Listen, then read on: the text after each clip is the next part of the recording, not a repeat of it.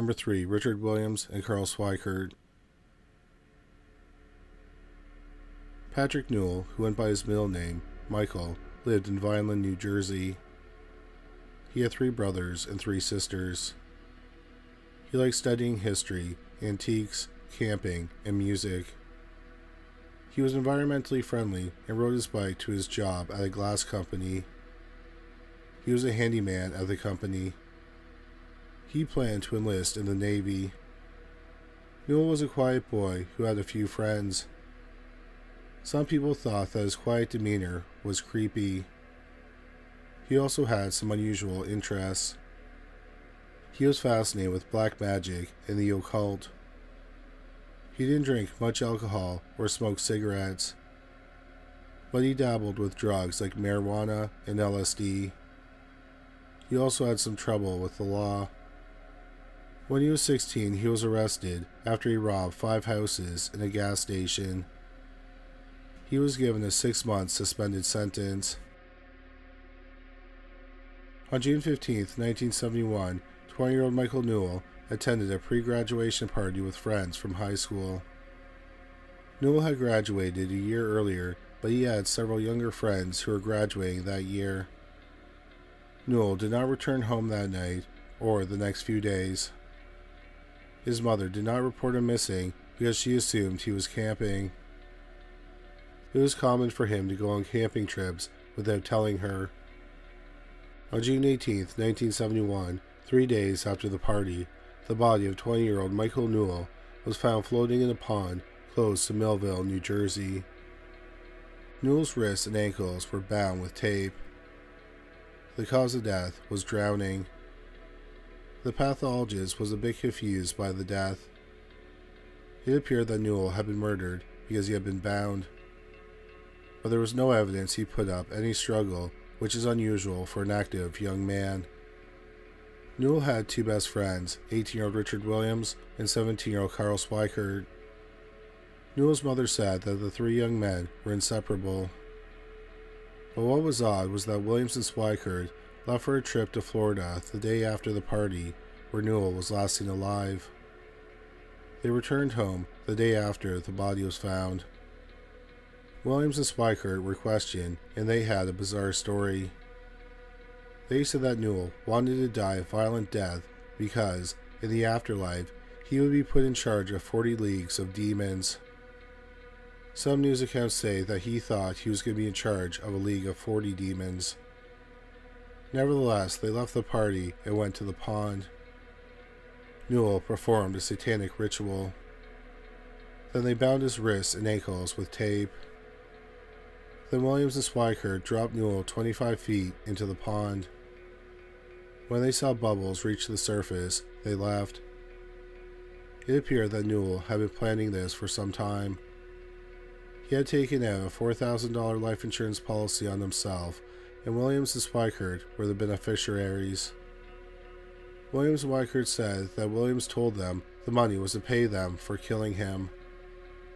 Accounting for inflation in 2024, $4,000 is about $31,000. Williams and Swikert said that they were not Satanists, they were just trying to help their friend. The 2 men were arrested and charged with murder. They were looking at the death penalty. In October 1971, Richard Williams and Carl Swikert pleaded guilty to murder. Since they pleaded guilty, the death penalty was taken off the table, but they were still looking at life in prison. A month later, they were sentenced to 10 years in reformatory for people between the ages of 18 and 30. Number 2. Moises Mraz Espinoza. On February 4, 2011, 19-year-old Moises Mraz Espinoza, who lived in Huntington Park, California, called his cousin and asked for a ride. She arrived at his apartment building and he was waiting outside. Mraz Espinoza's cousin asked about his mother. For the past year, Mraz Espinoza and his mother, 42-year-old Amelia Espinoza, had been arguing about the rules of the home. Mraz Espinoza had been acting out. he started reading the Satanic Bible and got 666 tattooed behind one of his ears. He watched ultra-violent horror movies and listened to extreme music like death metal and gore grind. His mother did not like his music and often complained about it. Mirez Espinosa's cousin noticed that he was acting strangely. She asked him what was going on. He told her that 2 days earlier he had strangled his 42-year-old mother to death, skinned her, filleted her, and dismembered her. Her skin and muscle were in the freezer. Her bones were in his backpack. He explained he had cut up the body with a circular saw, and no one heard anything because he had played his music loudly. He said he felt like he was at peace, quote, like an angel, unquote. Mirez Espinosa's cousin drove him to the police station and he turned himself in. The police went to his home and found human remains in the freezer. The shower walls were covered with plastic sheets. In the shower was a circular saw and a knife. The police also found pieces of skin and bone in the shower. In the backpack, they found bones. All the skin on the skull, except for the eyelids, had been removed in one piece. Her eyes and teeth had been removed. 2 inverted crosses had been carved into the skull. None of the internal organs were ever found. Forensic experts were called in. A lot of time when a body is dismembered, it's to hide the identity of the victim. But this went way beyond normal dismemberment. Because Mirez Espinosa was fascinated with Satanism, the police decided to consult an expert in Satanism. The expert was sure that was a ritualistic murder. One thing he noted was that the murder was committed on February 2nd. For some Satanists, that is a holiday for sexual and blood rituals, including human and animal sacrifices. In June 2013, Moises Mirez Espinosa went to trial for the murder of his 42-year-old mother, Amelia Espinosa. His lawyer argued that the murder was not premeditated. Around the time of the murder, Mirez Espinosa was depressed because his girlfriend had recently died after she was hit by a car. Mirez Espinosa and his mother had a contentious relationship, which is not unusual for teenagers and their parents. He was in a bad headspace that he snapped and killed his mother. Mirez Espinosa's lawyer said there was no premeditation in the murder, so therefore he couldn't be found guilty of first-degree murder. He also said that the skinning and dismemberment were expertly done. He contended that Mirez Espinosa, who had no criminal record, could not have done this alone. The prosecution said that there was no evidence that anyone else was involved in the murder and the dismemberment. Also, Mirez Espinosa confessed to his cousin that he had killed, dismembered, filleted, and skinned his mother. He also turned himself in.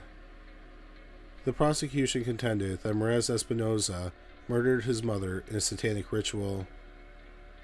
The prosecution had an expert in Satanism testify.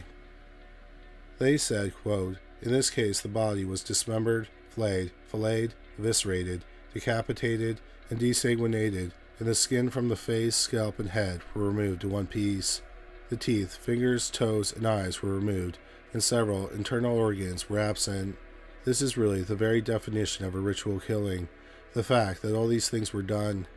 In ritualistic crimes, acts of mutilation, evisceration, and the disposal and positioning of the bodies holds magical meaning to the offender, and it's usually a necessary function of the ritual.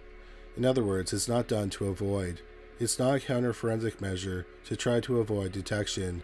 It's done in terms of magic. Magical meaning, whether it's going to benefit you, is a form of worship," unquote.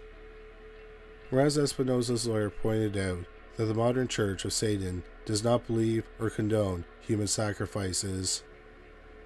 So how could it be a satanic ritual if that type of ritual does not align with the Church's tenets? The jury deliberated for a day. They found 21-year-old Moises Mirez Espinosa guilty of first-degree murder. A month later, at his sentencing hearing, the judge said it was one of the most disturbing cases he had ever presided over. Mraz Espinoza was sentenced to 25 years to life. At the time of this recording, 32-year-old Moses Mraz Espinoza is serving his sentence at the Salinas Valley State Prison in Soledad, California. He's eligible for parole in December 2029 when he'll be 37 years old. Number 1. Manuela and Daniel Ruda. Manuela and Daniel Ruda lived in Bochum, Germany's 16th most populous city. In 2001, about 390,000 people lived in the city. Daniel worked at an auto parts store and Manuela was a waitress. They found each other after Manuela responded to a personal ad in a heavy metal magazine placed by Daniel. It reads, quote, "Raven Black Vampire seeks Princess of Darkness who hates everybody and everything," unquote. Manuela came from a middle-class family and attended a school for students who wanted to go on to university. She said when she was 14, the devil first contacted her. In 1997, at age 16, she dropped out of school and moved to the Scottish Highlands, where she worked in a hotel. While in Scotland, she first started visiting cemeteries and realized she liked the atmosphere. After several months, she moved to London, where she got a job at a goth club. She fell into the goth culture and became friends with a group of people who threw parties where they drank human blood. She said she learned how to drink blood from someone's neck without cutting an artery so they wouldn't die. She met men and exchanged sex for letting her drink from their necks. After moving back to Witten, Germany, Manuela had her canines extracted and had animal fangs implanted in their place. She also got an inverted cross tattooed on her head. She stopped going out in the day and sometimes slept in a coffin. Together, Daniel and Manuela drank blood. They also dug up graves. Manuela said that one time she was buried alive because she wanted to see what it was like. The pair fantasized about committing mass murders. Daniel wanted to be like Charles Manson, whose cult killed 7 people in 2 violent home invasions in California in August 1969. Then, one day in 2001, Daniel said he received an order from Satan. Satan wanted a human sacrifice. Then Daniel got a vision of the numbers 6667. He interpreted it to mean that they should get married on June 6, 2001, which is the 6th day of the 6th month, and then murder someone and then kill themselves on July 6, 2001, which is the 6th day of the 7th month. They got married on June 6, 2001. Afterward, they had sex in the oak coffin that Manuela sometimes slept in. On July 9, 2001, Manuela's mother went to the police. She received a disturbing letter from her daughter. Manuela wrote that she may not be alive when her mother reads the letter. She also wrote, quote, "I am not of this world. I must liberate my soul from the mortal flesh," unquote. The police went to the couple's flat and broke down the door. On the living room floor, they found a decomposing body. He was lying under a banner that reads, quote, "When Satan lives," unquote. The face was unrecognizable. It was later determined to be the body of 33-year-old Frank Hackert. Hackert worked at the auto parts store with Daniel. He had been struck with a hammer and stabbed 66 times with a knife, a carpet cutter, and a machete. A scalpel was embedded in his chest. The scalpel had been used to carve a pentagram into his torso. On July 12, 2001, Manuela and Daniel were arrested near Jena, Germany, which is about 230 miles east of Bochum. They had a chainsaw in their car. The couple confessed to the murder. They lured Hacker to their home by telling him they were having a party. After the murder, they drank his blood and had sex in the coffin. Then they went on the run. After killing Hacker, they had planned to kill themselves, but they never went through with it. Daniel said he bought the chainsaw because he wanted to have a weapon in case Satan gave him another order. 26-year-old Daniel and 23-year-old Manuel Ruda went to trial in December 2001. Before the trial, Manuel's lawyers asked the judge to black out the windows in the courtroom because sunlight hurt Manuela's eyes. The request was denied. However, she was allowed to wear sunglasses during the trial. Although they had confessed to the murders, Daniel and Manuela claimed they were not guilty because they were following the orders of Satan. During the trial, they made many bizarre statements. Manuela claimed, quote, "I signed my soul to Satan 2.5 years ago," unquote. They believed that when they killed Hackard, they helped him because he was now, quote, "beside Satan, the best place he could be," unquote. They also didn't feel responsible for the murder. Daniel said, quote, "I got the order to sacrifice a human for Satan," unquote. Manuela said, quote, "It's not murder. We are not murderers. It was the execution of an order. Satan ordered us to. We had to comply. It was not something bad. It simply had to be," unquote. Manuela talked about how they killed Hackard, saying, quote, "Daniel struck him on the head twice with a hammer, but he suddenly stood up again and walked towards the television. Then my knife started to glow, and I heard the command to stab him in the heart," unquote. They never showed remorse for anything they did. Daniel said, quote, "If I kill a person with a car and half his bleeding head is hanging on the radiator grill, the car is not put on trial. The driver is the bad one. I have no reason to regret anything because I have not done anything," unquote. Manuel said that they picked 33-year-old Frank Hackard because they thought he was funny and he would make a good court jester for Satan. Manuela and Daniel's lawyers asked for leniency because they were mentally ill. After a month-long trial, both Manuela and Daniel were found guilty of murder. Daniel was sentenced to 15 years in a secure psychiatric hospital, and Manuela had to serve at least 13 years in the hospital. It would be up to the doctors if they were released after their sentences were finished. Daniel would have finished his sentence in 2016, and Manuela would have finished her sentence in 2014. The current whereabouts of Daniel and Manuela Ruda are unknown. Number 3. Kyron Horman. Kyron Horman was born in September 2002 in Portland, Oregon, to Desiree Young and Kane Horman. Kane and Desiree divorced in 2003, and initially they shared custody. Then, in 2004, Desiree developed kidney problems and had to move in with her parents. So Kane got full custody of Kyron while Desiree dealt with her health problems. In April 2007, Kane married his girlfriend of several years, Terry Moulton. Kane and Terry had their own daughter, Kiara, in 2008. On Friday, June 4th, 2010, around 8 a.m., Terry brought Kyron to Skyline Elementary School in Portland. That morning was the science fair, and Terry had brought Kyron to school early. Terry took a photo of him in front of his science project. 2 teachers saw Kyron at school that day with Terry. The bell rang at 8:45 a.m., and Terry left the school. Kyron was supposed to go to his classroom. At the end of the day, Kane and Terry walked with their daughter to the bus stop. Kyron wasn't on the bus. The bus driver radioed the school and learned that Kyron hadn't been in class all day. Since it was the science fair that morning, attendance was taken at 10 a.m.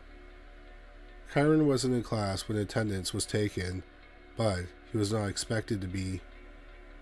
A few days earlier, Terry told the school he would be away for a doctor's appointment on Friday. When the school staff realized Kyron was missing at the end of the school day, they called 911. A search was immediately launched. It was one of the biggest in the history of Oregon. Over 60 officers and over 1,300 volunteers searched for Kyron. The FBI also got involved in the investigation. Investigators interviewed over 200 of Kyron's classmates and their parents. Terry, believed to have been the last person to have seen Kyron, was questioned. She said that after leaving the school, she went to 2 grocery stores. She finished shopping around 10:10 a.m. She had her daughter in the truck with her, and her daughter had an earache. Terry said she drove around, hoping the drive would soothe her daughter. Then Terry checked into the gym at 11:39 a.m. and stayed for an hour. After the gym, Terry went home, and at 1:20 p.m., she uploaded pictures of Kyron from that morning's science fair on Facebook. She then emailed Kyron's teacher, asking when she could pick up Kyron's project. The police noted she had no verifiable alibi between 10:10 a.m. and 11:39 a.m. Terry was asked about the doctor's appointment Kyron was supposed to attend on the day he went missing. The appointment was the reason Kane was not notified about Kyron's absence. If he had an appointment that day, why hadn't Terry taken him? Terry claimed there was a mix-up and the appointment was for the following Friday. Another oddity was that Terry usually drove the family's car and Kane drove the family's pickup truck. That morning, Terry was supposed to stay at the science fair for the morning, then, when it was over, use the pickup truck to take the project home. But she didn't end up staying the entire time. The police learned that Kane and Terry's marriage was rocky at times. Terry blamed most of their problems on her stepson, Kyron. Terry wrote in one email to her friends that she had a severe hatred for Kyron. Terry ended up taking 2 polygraph exams. She failed both times. Sadly, 10 days after Kyron went missing, he was not found, and the search was called off. About 3 weeks after Kyron went missing, on June 26, 2010, Rodolfo Sanchez, a local landscaper, went to the police with a startling accusation. Sanchez said that Terry hired him in 2008 to do some landscaping work around their home. Kane never knew that Sanchez worked at their home. Sanchez claimed in January 2010 Terry asked him to go with her to a restaurant. At the restaurant, she told Sanchez that her husband was physically and mentally abusive. She was worried if they got divorced, Kane would try to take their daughter from her. Sanchez claims that Terry was willing to pay him if he got rid of Kane for her. She suggested making it look like a mugging. The police then decided to conduct a sting operation. The same day that Sanchez came to them with the allegation, the police had Sanchez, an undercover officer, go to Terry's home while Sanchez wore a wire. Sanchez told Terry to pay him $10,000 or he would go to the police about the murder-for-hire plot. Terry stopped the conversation and called 911, saying 2 strange men had come to her door and demanded money. Hours after the poorly thought-out, botched sting operation, the police told Kane about the murder-for-hire plot. Kane moved out that day and took their daughter with him. 2 days later, Kane filed for divorce and a restraining order. Their divorce was finalized on December 31, 2013. Police continued focusing on Terry, who had hired a defense lawyer. The police investigated Terry's closest friend, Dee Dee Spicer. On the morning that Kyron went missing, Spicer was doing a gardening job near the Harmon's home. Around 11:30 a.m., she vanished from her job. She was missing for the next 90 minutes. Some sources say she was missing for 3 hours. While she was missing, her car remained at the job site. Terry did not have an alibi for 11:30 a.m. During that time, she said she was driving around, then she checked into the gym at 11:39 a.m. Spicer was interviewed, and she claims she was on the job site the entire time. But no one was able to verify this. She was not even answering her phone at the time. The owner of the home where she was working called her several times because she couldn't find her, and she never answered the phone. After Kane moved out, Terry, Spicer, and another one of their friends who was unidentified, all secretly bought prepaid phones. The unidentified friend said they wanted privacy because they thought the police were monitoring their phone calls. They also wanted phones with numbers that the press didn't have access to. Kyron's biological mother, Desiree, believes that Terry had something to do with her son's disappearance. Desiree said, quote, "She blames a lot of the marital problems between Kane and herself on Kyron. It was a huge point of contention in their marriage, and she expressed in great detail her hatred for Kyron. I now believe, without a shadow of a doubt, that not only is she capable of hurting Kyron, that it's clear that she could have hurt him in the worst way possible," unquote. Desiree publicly implored Terry to cooperate with the investigators. Desiree claimed she tried getting custody of Kyron a year before he disappeared. She said that Kyron wanted to live with her. She found out through Terry and Kane's divorce records that Terry was impaired from alcohol several times a week and passed out on the couch. In June 2012, Desiree filed a $10.5 million wrongful death lawsuit against Terry. In October 2012, Dee Dee Spicer was called to testify at a deposition. She invoked her Fifth Amendment right against self-incrimination 142 times during her testimony. Desiree eventually dropped the lawsuit because she didn't want this to interfere with the police investigation. In the years since Kyron Horman went missing, no other suspects have emerged. No trace of him has ever been found. Despite this, Kyron's father, Kane, is optimistic his son is alive. In 2015, on the 5th anniversary of Kyron's disappearance, he placed mementos on the schoolyard fence for his son. Kane said, quote, "I would call it a belief because to me, hope is passive. Hope is, gosh, I don't know what will happen. I sure hope it turns out well, as opposed to, I believe he is alive. It's a much different statement," unquote. After their divorce, Kane broke off contact with Terry. The case is still active with the Multnomah County Sheriff's Department. Investigators took DNA samples from Kyron's toothbrush and DNA samples of other family members and inputted them into missing persons databases. They've also submitted his dental records to the National Missing and Unidentified Persons database. In 2023, police released age-enhanced photos of Kyron of what he might look like in his 20s. There is also a reward for $50,000 for information that leads to the resolution of the case. The police have never officially named Terry Moulton Horman as a suspect, nor has she ever been charged in connection with her stepson's disappearance. In 2016, after years of media silence, Terry appeared on the Dr. Phil show and she was interviewed for People magazine. She claims she is innocent and the police rushed to judge her. She said, quote, "And they, without a doubt, told me that, we're going to make your life hell if you don't tell us what we want to know. We're going to destroy you." And they sure did, unquote. It's been over 14 years since Kyron Harmon went missing. If he's still alive, he's 22 years old. Number 2, Sandra Crispo. Sandra Crispo was a mother and grandmother who lived in Quincy, Massachusetts.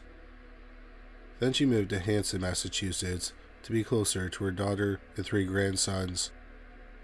Hanson is about 25 miles from downtown Boston. When Sandra's daughter, Lania McMahon, had to work, she would watch her grandchildren. On August 8, 2018, Lana called her mother several times, but Sandra didn't answer. The following day, Lana went to her mother's home and discovered her mother wasn't there. The lights and air conditioning were both on. Her shoes and purse were in the home. The back door was unlocked, and the dog had no food or water. Lana thought that the dog was abnormally nervous. Lana felt that something was wrong, and she called the police. Lana said, quote, "She's a homebody. She doesn't go out much. She doesn't have a lot of friends. She lives a very quiet life," unquote.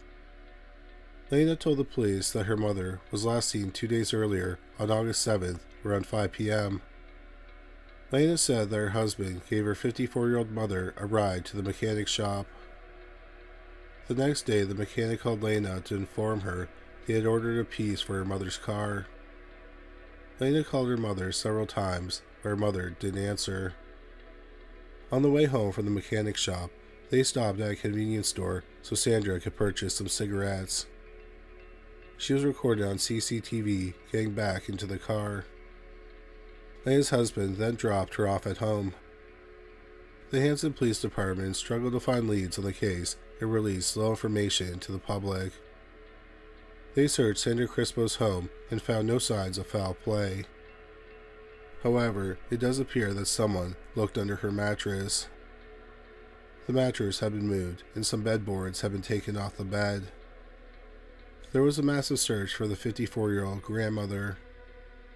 Police officers canvassed 16 streets, reviewed surveillance footage of the area, and conducted door-to-door interviews with residents. Police also used canines to search wooded areas. Underwater drones were used to search swamps. Unfortunately, there was no digital trail to investigate because Sandra didn't own a cell phone or computer. Her bank account has not been used since she went missing. By 2022, Sandra Crispo had been missing for 3 years. Lena McMahon's friend, Gina Foley, a film student at Lesley University, made a short documentary about Sandra Crispo's disappearance. Gina Foley said, quote, "It was such a big story at the time. We watched the news every day and wanted to find out more. It hit home for me because you can't help but relate in a way what you do for your own mom in that situation," unquote. The documentary, Someone Knows Something, was posted to YouTube in 2022. The 8-minute video features Sandra's daughter and son-in-law discussing what happened on the day of her disappearance.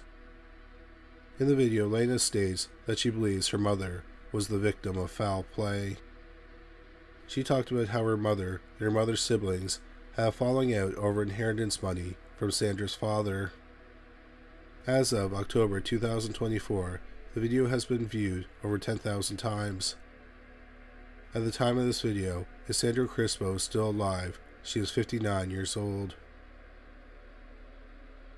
Number 1. Lars Mittank. Lars Mittank was born in Berlin, Germany in February 1986. In the summer of 2014, he lived in Itzehoe, which is in northern Germany. Mittank lived a seemingly normal life. He worked at a local power plant.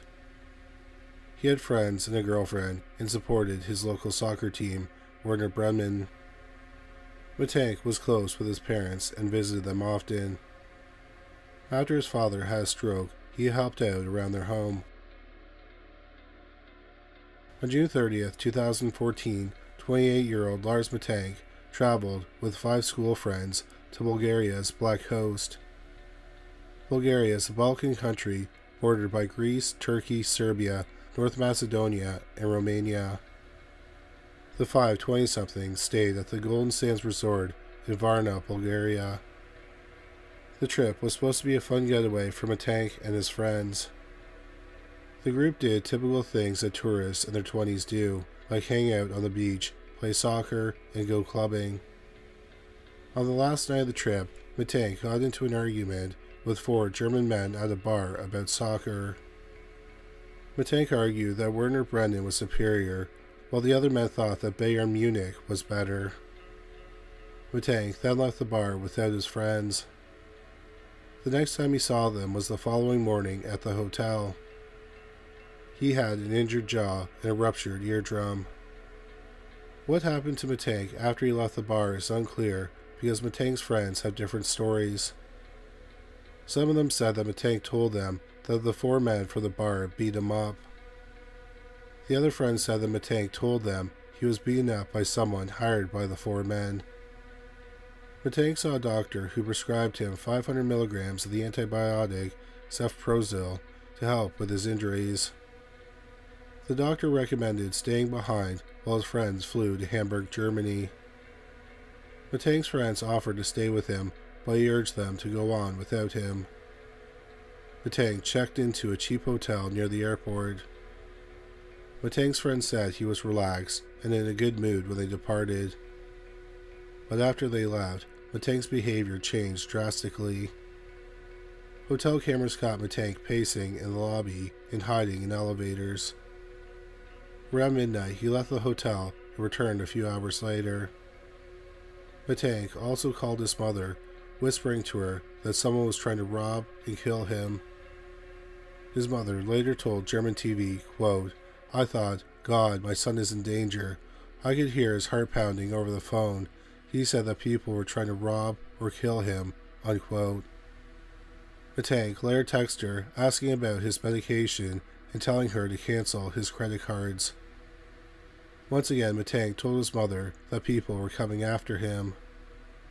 Matang's mother booked him a plane ticket and also a bus ticket in case he could not fly. She also sent him 500 euros, which he never deposited in his bank account. On July 8, 2014, Matang took a cab to Varna Airport and walked inside. He was recorded on CCTV footage, and he didn't seem to be under any duress. He texted his mother and told her he had arrived safely at the airport.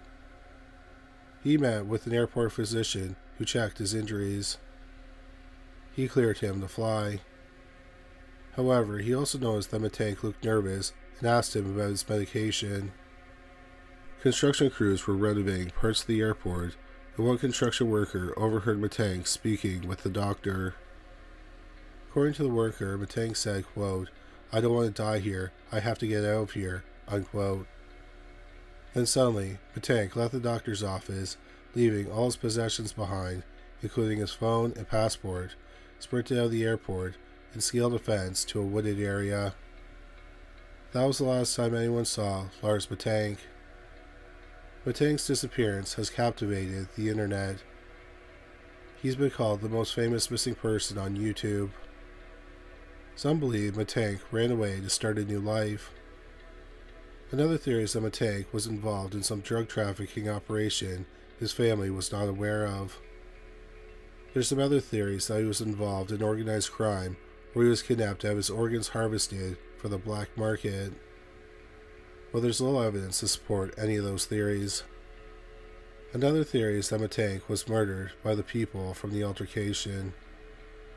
However, this does not explain why he suddenly ran away from the airport. Also, Matang had been in an argument about whose football team was better. Was that something worth killing him for? One last theory is that the antibiotic Matang took, Cefprozil, caused him to suffer a psychotic episode. Cefprozil symptoms include drowsiness, restlessness, and hyperactivity. In December 2020, the peer-reviewed journal Brain, Behavior, and Immunity published an article titled "Psychosis as an Adverse Effect of Antibiotics." It states, quote, "Adverse neuropsychiatric effects of antibiotic medications has been well documented. There is evidence suggesting a direct relationship between acute psychosis and antibiotic exposure," unquote. In the decades since Lars Matang has been missing, there's been unconfirmed sightings of him in Germany and Bulgaria. In 2016, the police of Porto Velho, Brazil, found a man without ID or a recollection of who he was. It was over 6,700 miles from where Matang was last seen. The police were hoping to identify him, so they posted pictures of the man with shaggy hair and a scruffy beard. Some people believed it was Matang, and the resemblance is striking. However, the man was later identified as Anton Pilopa, a humanitarian worker from Canada who had been missing for 5 years. Pilopa had schizophrenia, and he had spent the last 5 years walking, mostly on barefoot, to Brazil. He managed to do this without a passport, a little more than the clothes on his back. In 2019, a Bulgarian truck driver picked up a disheveled hitchhiker who resembled Matang. Police checked this lead, but found nothing. Local police have failed to find any leads regarding Lars Matang's disappearance. His family hired private investigators who also did not find any trace of him. July 2024 was the 10th anniversary of Lars Matank's disappearance. If he's still alive, he's 38 years old. Number 3. Billy Cook. William Cook Jr., who went by Billy, was born in December 1928 in Joplin, Missouri.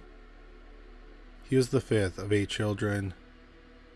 When Cook was 5 years old, his mother died. Cook found his mother's body. It was determined she had died from a cerebral hemorrhage, which, in layperson's terms, is a brain bleed. There are several things that can cause a brain bleed, like a stroke, high blood pressure, and trauma. Cook's father was a violent alcoholic. Many people believe that Cook's father murdered his mother, but there was no evidence of this, so he was never charged. Shortly after Cook's mother's death, Cook's father abandoned him and his siblings in a mine cave. The children were found, and his siblings were put into foster homes. But no one wanted to take in Cook. He had behavioral problems. Also, several families who considered taking him in ultimately refused because they said they were bothered by his right eye. Cook had a growth around his right eye and it was removed, but his eye drooped and never fully closed. The prospective families said that the eye made him look sinister. A woman finally agreed to foster him because the state would pay for his room and board. The woman, who was just interested in the money, neglected Cook. Cook was constantly mocked and bullied by other children because of his eye. He became involved in petty crime when he was a preteen. In 1943, when he was 14, he assaulted a cab driver and stole $11 from him. He was convicted, and at a sentencing hearing, he told the judge he preferred the reformatory school to life with his foster mother. So he was sent to the reformatory school. He continued to have behavioral problems and got into many fights. So when Cook was 17, he was transferred to the Missouri State Penitentiary. While there, an inmate made fun of his eye. Cook somehow got a hold of a baseball bat and nearly beat the man to death. While Cook was in prison, he got the words "hard locked" tattooed on the fingers of his left hand. In 1950, 21-year-old Billy Cook was released from prison. He reconnected with his estranged father after getting out of prison. He told his father he was going to, quote, live by the gun and roam, unquote. Cook then set off hitchhiking. He ended up in Blythe, California, and got a job as a dishwasher. Cook stayed in Blythe for several months. Then, in December 1950, he moved to El Paso, Texas, where he bought a handgun. On December 30th, 1950, Lee Archer pulled over to the side of the road outside of Lubbock, Texas, to pick up Cook, who was hitchhiking. Cook pulled out his gun and forced Lee to get into his own trunk. Then Cook drove towards Oklahoma City, Oklahoma. Along the way, Archer used a crowbar to open the trunk. When Cook slowed down to turn, Archer jumped out of the trunk and ran from the car. Cook saw Archer jump, so he stopped the car. He got out and yelled at Archer to stop running.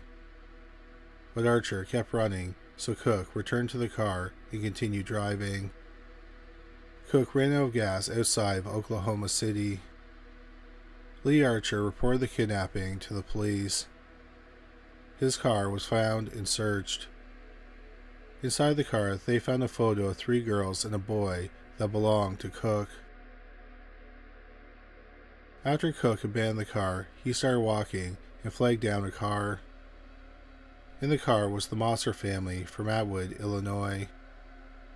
33-year-old Carl Mosser and his wife, 29-year-old Thelma, had 3 children, 7-year-old Ronald, 5-year-old Gary, and 3-year-old Pamela. The family was heading to New Mexico for a family gathering. The family's dog was along for the trip. Cook flashed his gun and ordered Carl to drive. Cook had nowhere in particular to go, so he just had Carl drive aimlessly. That night they stopped at a service station outside of Wichita Falls, Texas. Cook and Carl went into the store together. Once inside, Carl yelled that Cook was going to kill him and his family and he needed help. Cook and Carl started fighting and smashed a window in the store. The shopkeeper pulled out a shotgun. He thought that Cook and Carl were doing this as a ruse to rob the store. Cook then forced Carl out of the store and back into the car. Then they drove off. An onlooker followed them and Cook fired his gun at him. The man stopped pursuing him. The shopkeeper and the man who followed the car reported the incident to the police. After 3 days of driving, Cook and the Mosters were in Cook's hometown, Joplin, Missouri. Cook bound the family with strips of clothing and a cord from a child's cowboy hat. He told them he would leave them tied up in a field. Instead, he shot the family members one by one while they were in the car. To kill the entire family, he had to reload his gun at least once. He also shot the family's dog. He then drove to a mine shaft and dropped the bodies of the 5 members into the mine shaft. After dumping the bodies, he drove in the family's car towards Tulsa, Oklahoma, where he abandoned the vehicle. The blood-stained car was found hours later. At that point, the family had been reported missing. So the area was searched, but no trace of the family was found outside the car.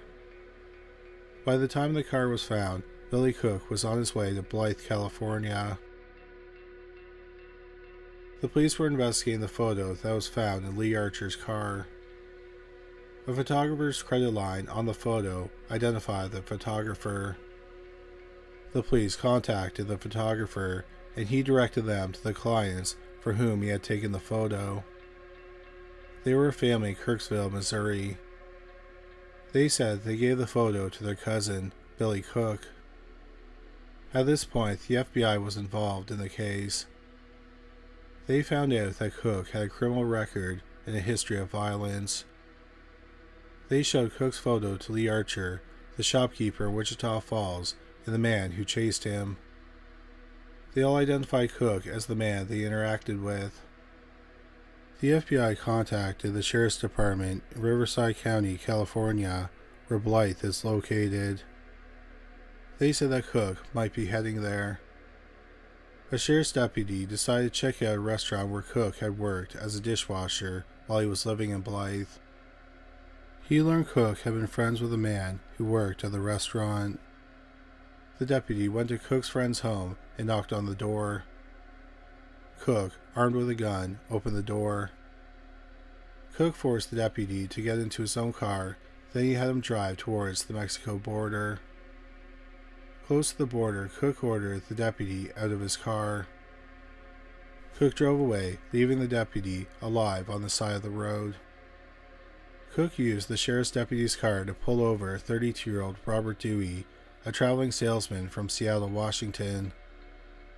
He shot Dewey and put the dead man's body in the back seat of the sheriff's deputy's car. Then, in Dewey's car, Cook crossed into Mexico. The car was later found abandoned about 40 miles from the border. The police once again lost track of Billy Cook. After Cook abandoned Dewey's car, he flagged down 2 men from El Centro, California, who were heading south into Mexico to prospect for gold. After the families of the 2 men didn't hear from them, they were reported missing. For the next week, Cook forced them to drive around Baja California, a state in Mexico. The authorities in Mexico were told to be on the lookout for Cook in the car that the 2 gold prospectors were driving. On January 15, 1951, Cook was spotted in Santa Rosalia, Mexico, and he was arrested without incident. The 2 gold prospectors he kidnapped were alive. They said they wanted to escape, but they had a problem. Because Cook's right eye didn't close, they could never tell when he was asleep. The same day Cook was arrested, a friend he made in prison visited the police in Joplin. He told the police that after Cook got out of prison, he visited him and asked if he wanted to go on a crime spree. He declined Cook's invitation, and Cook became angry. Cook threatened to kill him and throw his body into a mine shaft. The police thought this was an interesting lead, so they investigated nearby mine shafts. At the bottom of one of them, they found the dead bodies of the Mosser family, who were killed nearly 2 weeks earlier. After Cook was arrested, he was sent to Oklahoma, where he had kidnapped the family. He confessed to killing the Mosser family and Robert Dewey. In March 1951, 22-year-old Billy Cook pleaded guilty to the murders of the 5 Mosser family members. He was sentenced to 300 years in prison with a chance of parole after 20 years. Many people were outraged by his sentence. So he went to trial in November 1951 for the murder of Robert Dewey in California. Cook pleaded not guilty by reason of insanity. A judge found him guilty and he was sentenced to death. Billy Cook was scheduled to die on December 12, 1952. His last meal was fried chicken, french fries, peas, pumpkin pie, coffee, and milk. The next morning, Cook was led to the gas chamber. On December 12, 1952, 24-year-old Billy Cook was pronounced dead at 10:03 a.m. A funeral director in Comanche, Oklahoma, told Cook's family he would deliver the body to them free of charge if they allowed him to have a small ceremony with the body at his funeral home. The family agreed. After the funeral director got the body, he charged people a nickel to view the body of the spree and mass murderer.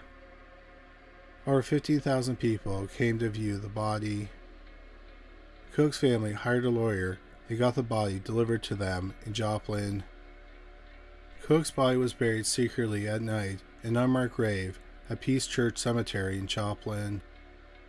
But apparently Billy Cook's spirit isn't at rest. People have reported seeing shadows running between trees. Other times the shadowy figure is seen on the outskirts of the cemetery.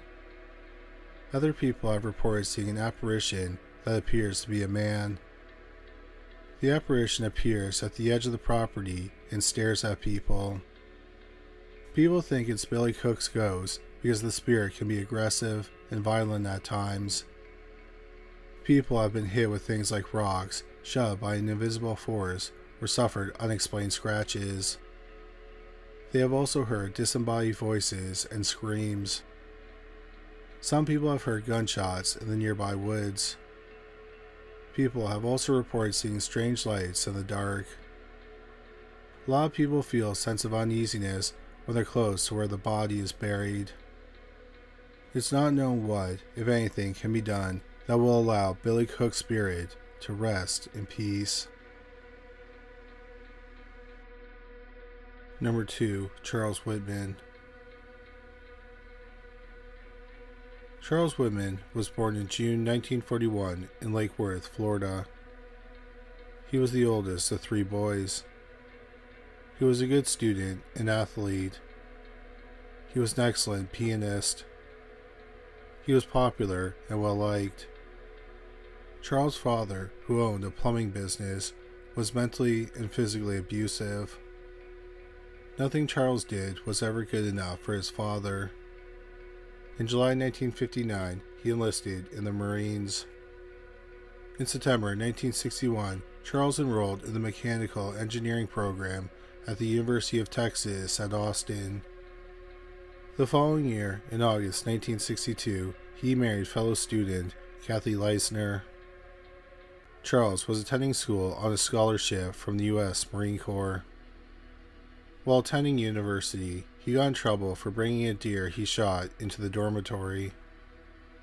He skinned it in the shower. Also, Charles was a poor student. So in 1963, during his 3rd year, he lost his scholarship.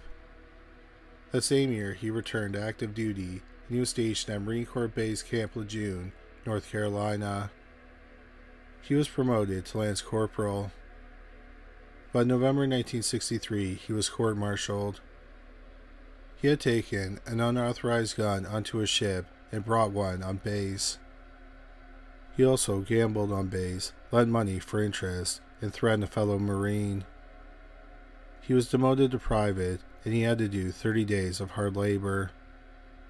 In 1964, Charles Whitman was honorably discharged. He returned to the University of Texas, where he studied architectural engineering. Since he didn't have a scholarship, he worked various jobs, such as a bill collector, bank teller, and traffic surveyor. In 1966, Charles' mother, Margaret, decided to leave his father. She relocated to Austin and lived close to her son. Charles' father called him several times a week and begged him to convince his mother to get back together with him. But Charles refused to help his father. In the spring of 1966, Charles sought help for his depression. He met with a psychologist, and he said he had the urge to shoot people with a deer hunting rifle from the university's clock tower. Charles was prescribed Valium and asked to return for a follow-up, but he never returned to see the psychologist. In the summer of 1966, Charles had a heavy course load at school. He was also working part-time. He felt stressed out and overworked, and he was suffering from headaches. He was also abusive at home and hit Kathy several times. On the night of July 31st, 1966, 25-year-old Charles Whitman went to the apartment of his 43-year-old mother, Margaret. There was a struggle, and all the fingers on Margaret's left hand were broken. Her hand was crushed with such force that the band of her engagement ring was embedded in her finger. Charles stabbed his mother in the chest and then shot her in the back of the head. Charles returned home after midnight. While his 23-year-old wife, Kathy, was sleeping, Charles stabbed her 3 times in the chest. He then loaded several items into a duffel bag and footlocker. This included a machete, a Bowie knife, a hatchet, rifles, and handguns. On the morning of August 1st, Charles bought a shotgun and sawed off the barrel. He bought a rifle and a lot of ammunition at a gun shop. In total, he had about 700 rounds of ammunition. Charles then drove to the University of Texas. He had a dolly and he loaded his footlocker and duffel bag onto it.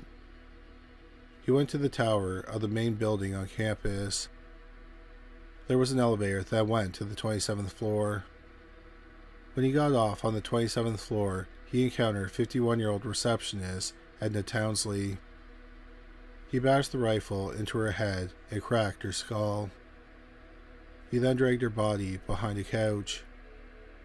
He then lugged his dolly up 2 sets of stairs to the top floor that had an observation deck.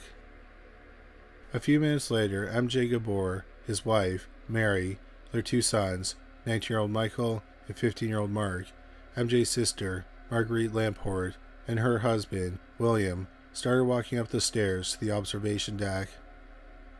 Michael and Mark were in front, and they opened the door. Charles fired at the group with a sawed-off shotgun as they stood on the stairs. 15-year-old Mark and his aunt, 45-year-old Marguerite Lamport, were killed nearly instantly. Michael and his mother, Mary, were both badly injured. Charles then barricaded the door to the observation deck.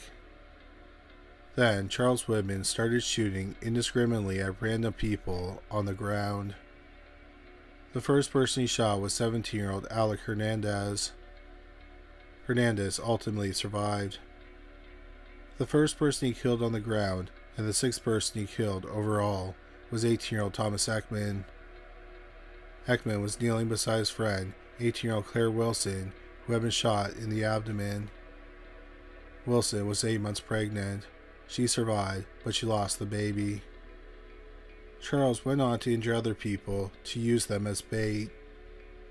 The first call came into 911 at 11:52, about 7 minutes after it started.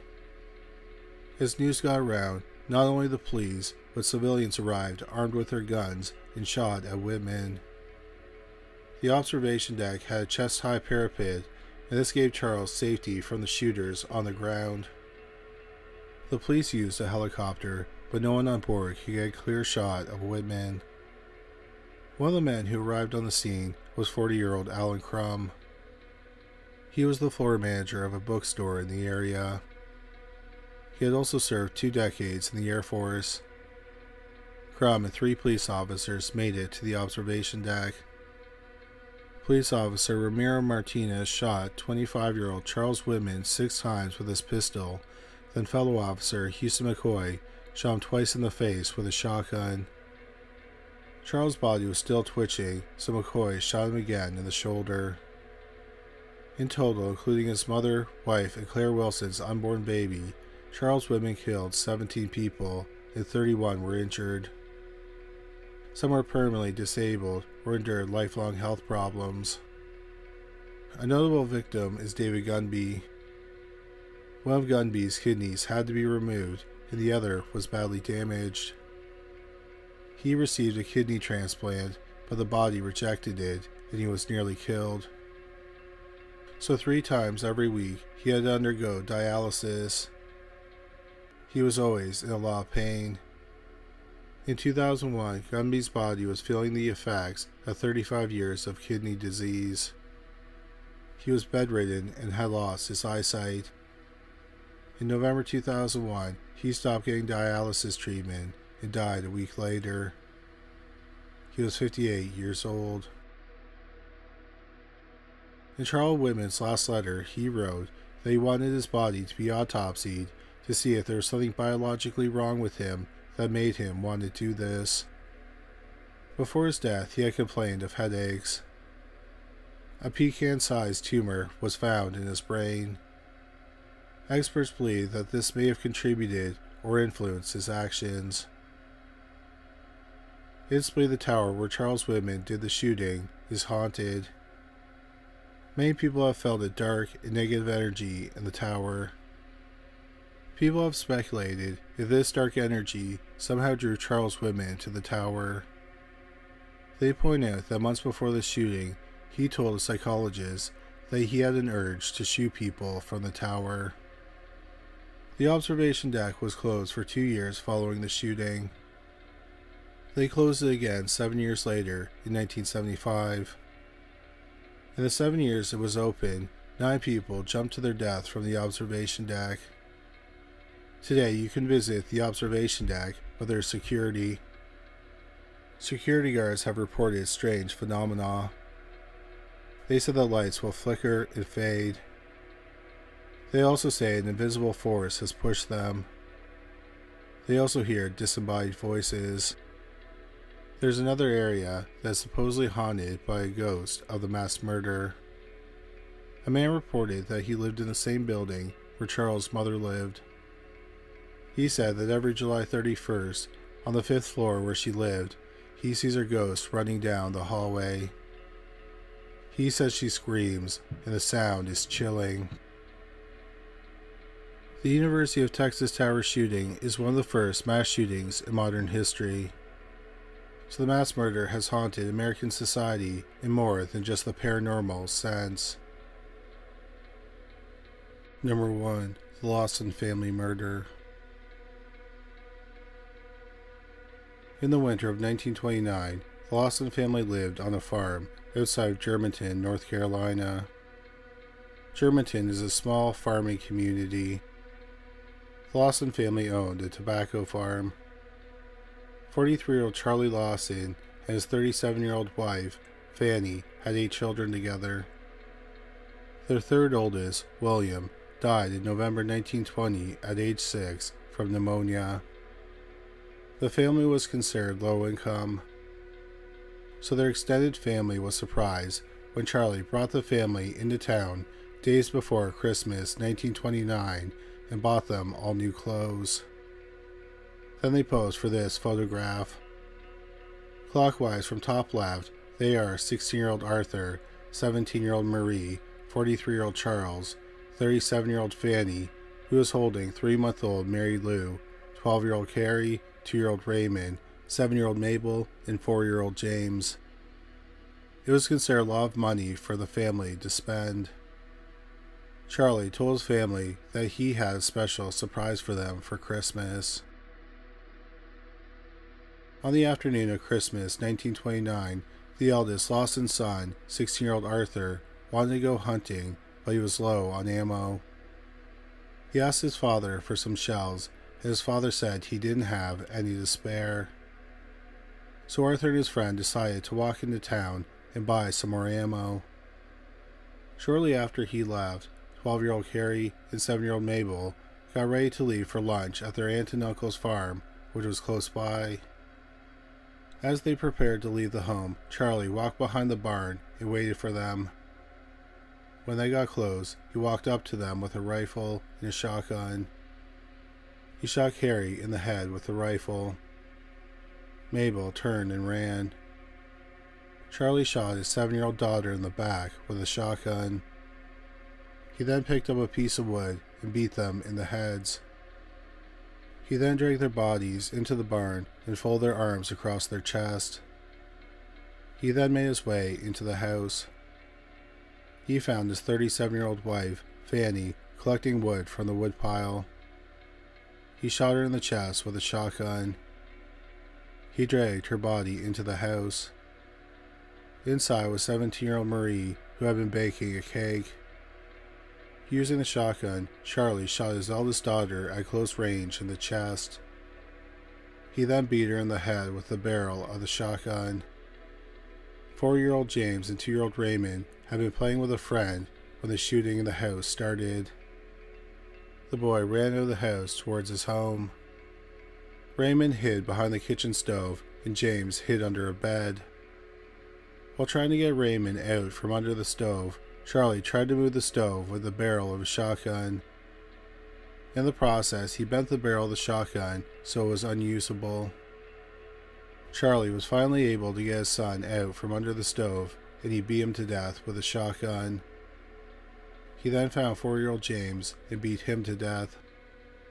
Finally, he murdered his 3-month-old daughter, Mary Lou, by striking her with the butt of the shotgun. Charlie put pillows under the heads of his dead family members in the home and crossed their arms on their chest. The boy who ran from the house alerted his family. They in turn alerted the sheriff's department. The bodies were found, but Charlie was no longer there. A search for him was launched. During the search, people heard a gunshot in some nearby woods. They went to the source of the sound, and they found the dead body of 42-year-old Charlie Lawson. He had shot himself in the heart. Charlie had murdered 6 of his children and his wife. The sole survivor was 16-year-old Arthur, who was out buying shells for his gun. The bodies were sent to D.B. Knight Funeral Parlor in Madison, North Carolina. They were embalmed on the 2nd floor of the building. All 7 family members, the killer and his victims, were buried in a mass grave at the Broder Family Cemetery. There has been a lot of speculation about why Charlie killed his family. There is evidence he was planning the murders for a while. He had recently taken 2 of the guns used in the massacre to a local gunsmith. The leading theory is that Charlie was sexually abusing his daughter, Marie, and he had gotten her pregnant. Charlie's wife supposedly knew about the sexual abuse. So many people believe Charlie killed his family, hoping the secret would never get out. Since the horrific massacre, there have been many reports of paranormal activity regarding the family. The first reports of paranormal activity happened within a month and a half of the murders. A group of 4 teenagers entered the home just before midnight. Then, at the stroke of midnight, the clock started ticking, and they heard the crackling of burning wood. Then the baby's cradle started to rock on its own. Then suddenly, a strong wind blew through some broken window panes. They were incredibly spooked, so they quickly fled the house. Other people visited the home, and they also experienced strange phenomenon. One man was mysteriously cut on his arm by an invisible force while looking through one of the windows. He needed to get 3 stitches to close the wound. Eventually, the murder house was torn down, and the wood was used to make a covered bridge. There are some woods close to the crime scene. People claim at night they hear children laughing and playing in the woods. People have also experienced strange phenomena at the cemetery where the family was buried in a mass grave. There's a local urban legend regarding the cemetery. People sprinkle baby powder around their car when it's parked near the cemetery. When they return to the car after visiting the cemetery, they sometimes find child handprints on the car. A local woman named Sonia Cox, along with some friends and family, visited the cemetery one night. They sprinkled some baby powder around their car. Then they went to take some photographs in the small cemetery. Cox had a professional camera with her, but it didn't work for some reason. However, they did all have their phones, so they used them to take photos. But many of the photos didn't work out. Some photos were entirely white or black. In some of the photos that did work, there are strange orbs. They also seem to have photographed an entity with horns on its head. Sandy Cox called it demonic. When the group returned to the car, they saw a child's handprint on one of the doors. After Cox posted the photos online, someone commented that weeks earlier he had recorded video at the same cemetery at night. He went home and started editing the video. It was late at night. He kept hearing a strange knocking behind him. He couldn't find the source, but he got an odd sense that something had followed him home. Another area of paranormal activity connected to the mass murder is the former funeral home where the family was embalmed. In 1998, the building that held the funeral home was purchased and converted into a dry goods store. The owner said that several people have seen ghost children. Some people claim that ghosts of disfigured children and women touch them. A prominent ghost is a teenage girl who often appears on the 2nd floor where the family was embalmed. The ghost of a girl in a white dress is also often seen wandering around the building. People have also heard strange whispering when no one is around. The owners say that items and pictures have moved without anyone being around to touch them. The Netflix show 28 Days Haunted had a medium and a demonologist live in the former funeral home for 28 days. The show's premise is based on paranormal investigators Ed and Lorraine Warren's theory that paranormal investigators stay in one place for 28 days without contact with the outside world. They can connect with the spirits of the building.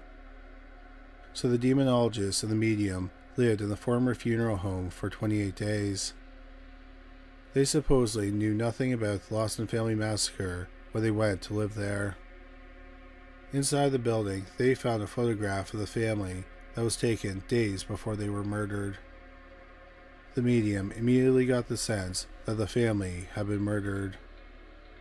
The medium got the sense that the oldest daughter wanted to communicate.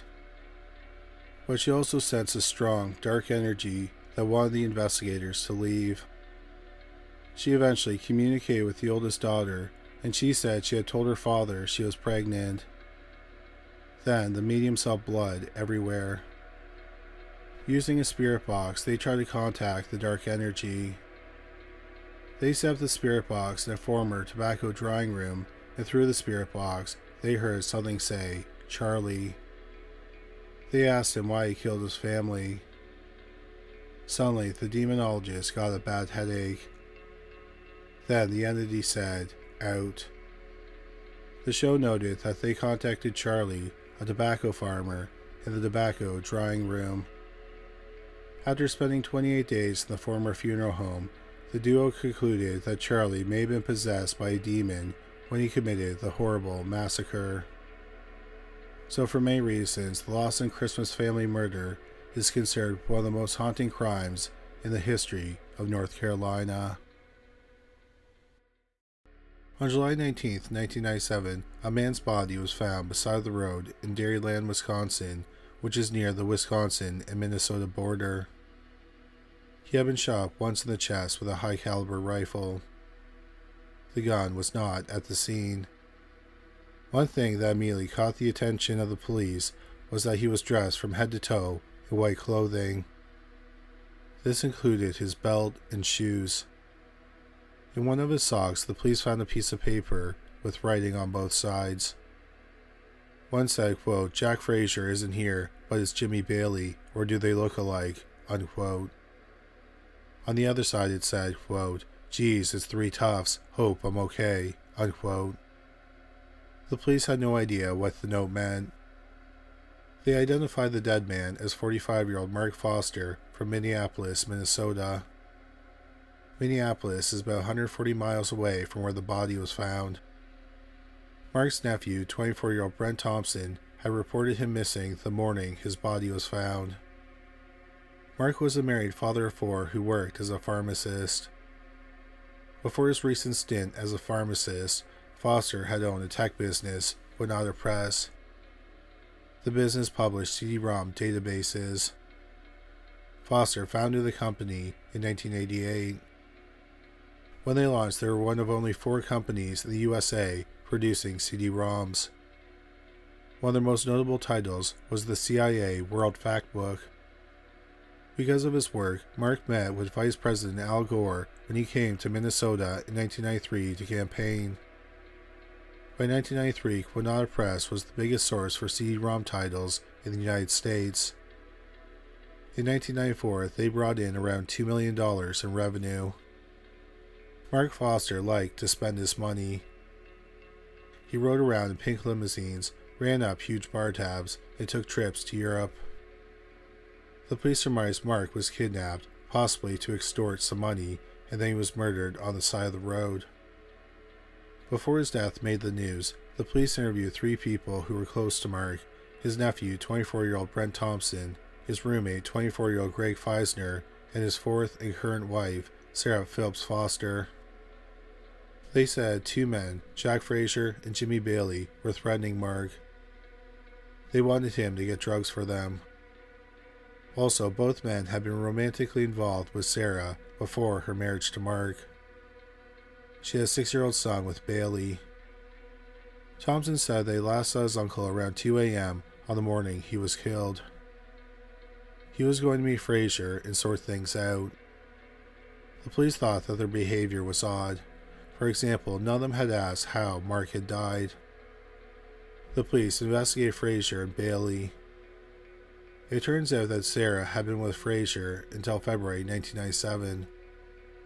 Then she moved out and into Mark Foster's home. Sarah was the sister of Mark's 3rd wife. Mark and Sarah married on April 1st, 1997. The following month, there was a custody hearing regarding Bailey and Sarah's son. Frazier and Mark were both at the hearing. Frazier supposedly threatened Mark. Bailey lost the hearing, and allegedly he assaulted Mark and Sarah. The police interviewed Jack Frazier. He said that when he read about Mark being murdered, he thought that Sarah might be trying to set him up. It turned out that Frazier had an airtight alibi. He was over 1,400 miles away in Salem, Massachusetts. He had baggage claims and receipts to back up his alibi. Bailey also had a strong alibi, so they were both eliminated as suspects. The police talked to Mark Foster's son and daughter. His son said that his father owned a .44 caliber carbine rifle, but it was missing from the storage unit where it was stored. The police got surveillance footage from the storage facility. The day before Mark's death, Mark was recorded going into his storage unit and retrieving the gun. He left the facility and got into a vehicle with 2 or 3 other people.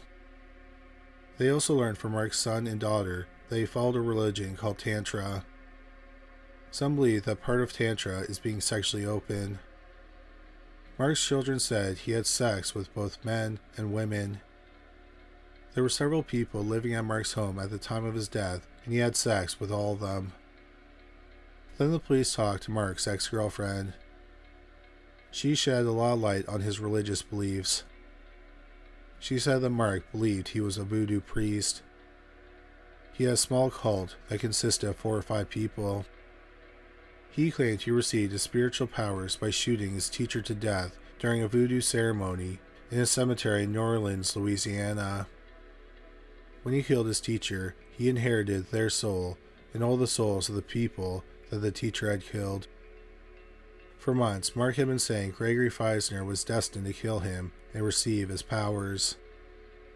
The police talked to several other people who knew Mark, and they all said that Mark strongly believed in voodoo, and he believed he was a high priest. Mark performed voodoo rituals in his attic. The police also found a lot of books about voodoo and voodoo paraphernalia in his home. However, the police never found evidence that Mark killed anyone in New Orleans. He also told several people that Feisner would take over when he died. The police then found a videotape recorded by Mark hours before his death. It was a farewell video to his family. He said he was going to the other side to meet ancestors, and he was not afraid to die. The police believe that Mark Foster arranged his own murder with the help of Sarah Phillips Foster, Gregory Feisner, and Brent Thompson. It turned out that Mark was in financial trouble. He had failed to reinvest money into his business, and the competition in the CD-ROM field was expanding. In September 1996, he had to go back to working as a pharmacist. In February 1997, he shuttered the CD-ROM business. At the time of Mark's death, he was deeply in debt and owed a lot in back taxes. About 3 weeks before Mark was killed, he had taken out a life insurance policy on himself for about $300,000. The beneficiaries were Sarah, Thompson, and Feisner. The police also learned that federal authorities were investigating him for illegally selling drugs. About 18 months after Mark Foster's death, Brent Thompson went to the sheriff's department and told them what happened the night Mark died. He confirmed that Mark had arranged to be shot. His death would solve many problems. If Mark were dead, he wouldn't have to worry about debts or the investigation into his drug sales. His beneficiaries would get paid. He would be able to transfer his voodoo powers, his soul, and the souls of other murdered teachers onto Feisner. Finally, he could frame his enemies. Thompson said that he drove Feisner and his uncle to the area. His uncle was dressed in his ceremonious clothes. Feisner was wearing overalls and a gas mask. Mark ordered Feisner to aim at his heart. Feisner aimed the rifle and pulled the trigger, but the gun didn't fire. Mark grabbed the gun and loaded a bullet into the chamber. Feisner aimed the gun at his heart again and pulled the trigger. This time the gun fired, and 45-year-old Mark Feisner was hit in the chest. Thompson said they left the body there, and he dumped the gun in the St. Croix River. In July 2011, 29-year-old Gregory Feisner and 29-year-old Brent Thompson were charged for their roles in the death. Even though Mark had arranged his death, the two men were still not legally allowed to kill him. In January 2003, 29-year-old Gregory Feisner pleaded guilty to second-degree intentional homicide. He was sentenced to 10 years of prison. Brent Thompson pleaded guilty to being a party to second-degree murder and obstructing the investigation, and he was sentenced to 3 years of prison. Sarah Phillips Foster was never charged in connection with Mark's death. Number 2. Clementine Barnabet. On the night of November 13, 1909, or shortly after midnight on November 14th, there was a horrific mass murder in Rayne, Louisiana. Edna Opalupis, her husband, and their 3 children, ages 4 to 9, lived in a 10-foot by 12-foot cabin. That night, her husband was out for the evening. He returned home after 1 a.m. and found his family hacked to death with an axe.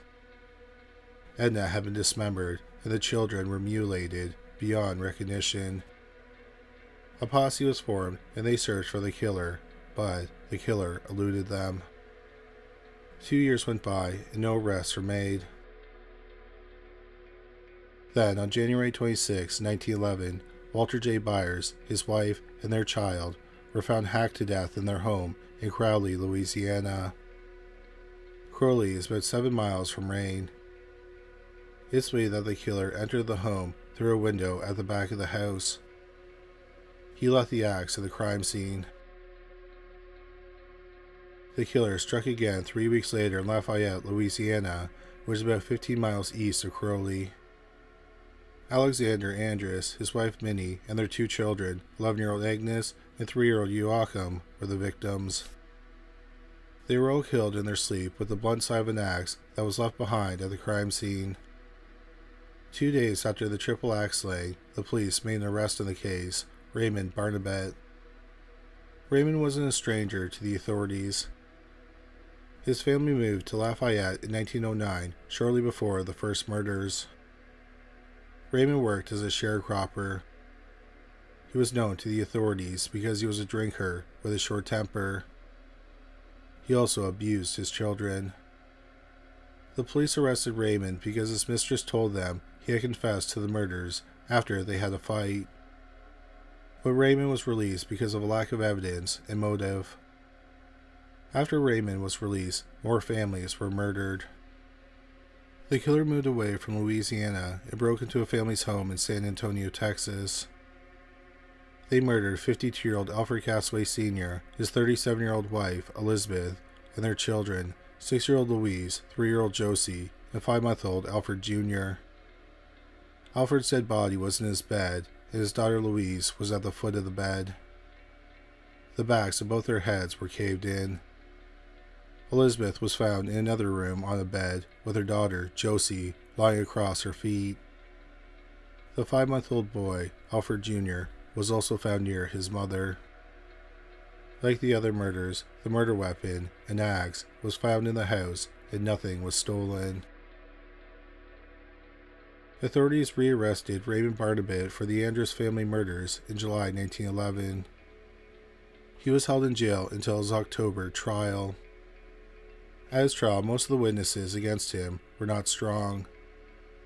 For example, his common-law wife, Dina Porter, and his son, Zephyrin, contradicted each other. However, Raymond's daughter, Clementine Barnabet, had some damning things to say. She told the court that on the night the Andrus family was murdered, Raymond came home with his clothes covered in blood and brain matter. She said that her father bragged about murdering the family. She was then forced to wash the clothes. Zephyrin confirmed this, and both siblings admitted that they feared for their life if their father were to be acquitted.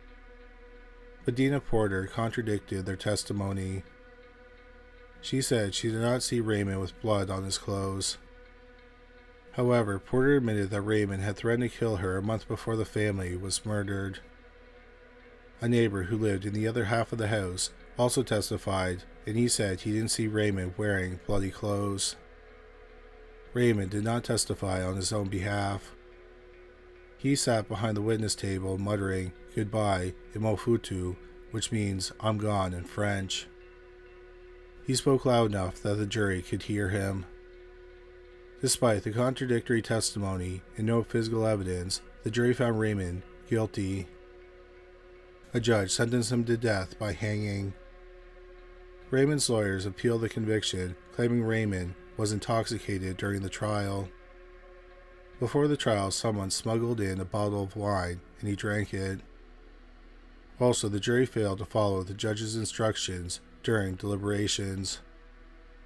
Raymond sat in jail while he awaited the decision on his appeal. While he was in jail, another family was murdered in Lafayette. On November 27, 1911, Norbert Randall and his wife, Azima, their 3 children, 6-year-old Renee, 5-year-old Norbert Jr., and 2-year-old Agnes, and their 8-year-old nephew, Albert Size, were killed with an axe. Investigators found a child's bloody footprint beside one of the beds. They believe that one of the children tried to escape before being thrown onto the bed and murdered. The intruder shot Norbert in the head, which was the first and only shooting in the string of murders. The rest of the family was slaughtered with an axe. There was another notable difference from the murder of the Anders family. The Anders family were killed with the sharp edge of the axe, while the Randall family was bludgeoned with the blunt side of the axe. After the massacre, the authorities arrested Raymond's daughter, Clementine Barnabet. She lived a block away from the Randall house. Like their father, Clementine and her brother, Zephyrin, had a bad reputation in the town. One neighbor referred to them as, quote, filthy, shifty, degenerates, unquote. The police searched Clementine's room. On a latch on the back door, they found a blood stain. Perhaps more damning, the police found bloody clothes in her room. Clementine claimed that the blood was menstrual blood. A doctor examined her clothes, and he said it was not menstrual blood and there was brain matter on the clothes. On January 21, 1912, while Clementine and Raymond were in jail, there was another mass murder in Lake Charles, Louisiana. It was the Broussards, a family of 6. 40-year-old Felix and 36-year-old Margaret had 3 children, 8-year-old Margaret, 6-year-old Alberta, and 3-year-old Louise. This time the killer left behind 2 written messages. On the wall the killer wrote, quote, when he maketh inquisition for blood, he forgetteth not the cry of the humble, unquote. The passage is Psalms 9:12 from the King James Bible. The killer also wrote Human 5 on the inside of the door. 2 days after their murders, on January 23, 1912, the police arrested a man named King Harrison, who was the founder of the Church of Sacrifice. The Church of Sacrifice was headquartered near Lake Charles, Louisiana, and they had several churches along the Southern Pacific Railroad, including Lafayette and Crowley. On the night the Randall family was murdered, they supposedly attended a meeting led by Harrison in a house about a block from their home. The police believe that the church was responsible for the axe murders, and the victims were killed as ritualistic sacrifices. Harrison claimed that neither he nor anyone in his church committed the murders. However, Harrison said that he saw Clementine on the night the Randalls were murdered, close to their home. Harrison said he was walking near the Randalls' home, and Clementine told him to leave because 2 men were about to start fighting nearby. Tragically, the murders continued. On February 18, 1912, 39-year-old Hattie Dove and her 3 children, 18-year-old Jesse, 16-year-old Ethel, and 14-year-old Ernest, were killed in their Beaumont, Texas home. Ernest was hit with the sharp edge of the axe, while Hattie and her daughters were struck with the blunt side. The killer wiped blood from their hands on a cloth and left the cloth behind with the murder weapon. The axe belonged to a man who lived 2 blocks from the Doves' home. As the killer walked to the family's home, he picked up the axe. On March 12th, a month after the Dove family murder, another family was attacked in Golden, Texas. 46-year-old Lyle Finucane, his 37-year-old wife, Ellen Monroe, and their 4 children, 16-year-old Willie, 12-year-old Dewey Lee, 11-year-old Jesse, and 8-year-old Alberta, were slaughtered. Lyle and Ellen were killed in one room. A blood trail suggested Ellen tried to escape. Their 4 children were murdered in another room. Investigators found the axe in the yard and a wash basin the killer used to wash their hands. The police also noticed a blood trail leaving the house. They used bloodhounds to follow the trail, leading them to a house where the police found a pair of bloody shoes. They arrested everybody in the house, but the charges were later dismissed. Meanwhile, Clementine, who was still incarcerated, confessed to the murders. She said she killed 17 people and had a hand in an additional 35 deaths. She claimed she was a high voodoo priestess and had a cult with 4 followers, 2 women and 2 men. They drew straws to determine who would do the killing. She claimed they killed the children because they thought it was better than leaving them orphans. She also said the victims were chosen at random. She confessed, quote, No, these families were not selected particularly. We started out not knowing who the victims would be, unquote. More shockingly, Clementine admitted to caressing the corpses. She said she had not been worried about the police because she had voodoo powers.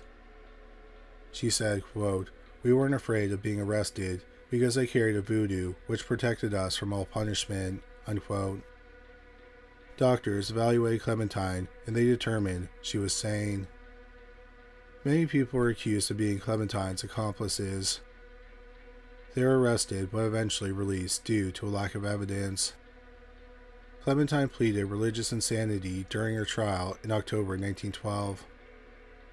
At the trial, Clementine confessed to committing the murders. She said, quote, "I am the woman of the sacrifice sect. I killed them all, men, women, and babies. I hugged the dead bodies to my heart, but I am not guilty of murder," unquote. Despite the advice from her lawyers, Clementine wanted her statement entered on the record. She believed that if she were to be found guilty and sentenced to death, she would be saved by an angel riding a chariot of fire. A jury convicted 17-year-old Clementine Barnabas on October 25, 1912. She was sentenced to life in prison at the Angola State Penitentiary near Baton Rouge, Louisiana. After she was convicted, her father was released from prison, and the charges against everyone else who was arrested were dismissed. During her time in prison, doctors operated on her to restore her to, quote, "normal condition," unquote. Prison officials discharged Clementine on April 28, 1923 for good behavior. She had served more than 11 years in prison. There are no records of what happened to her after she was released from prison. She is the only person prosecuted for the mass murders. However, not everyone is convinced she is responsible for the murders. They know that there are other murders that were committed while she was incarcerated. She claimed to have accomplices, but they were never identified. Modern researchers believe that, especially because voodoo was involved, the young black woman was an easy scapegoat. There are theories that a serial killer known as Billy the Axeman committed the murders. Some researchers believe he committed 94 murders. He would break into a home and slaughter an entire family with an axe. This includes the infamous Villisca, Iowa axe murders in June 1912.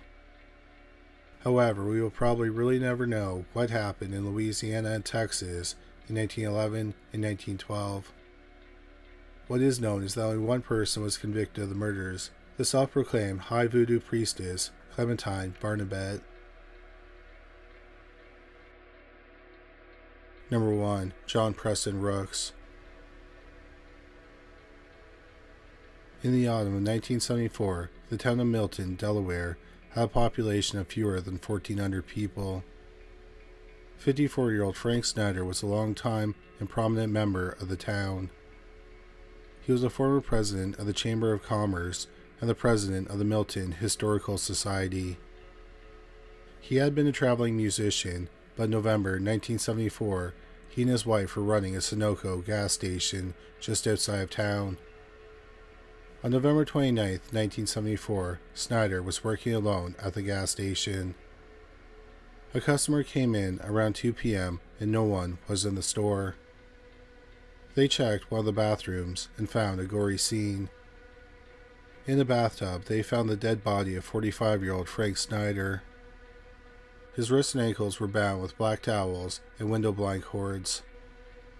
He had been stabbed 18 to 24 times in the abdomen and the neck with a butcher knife from the deli counter.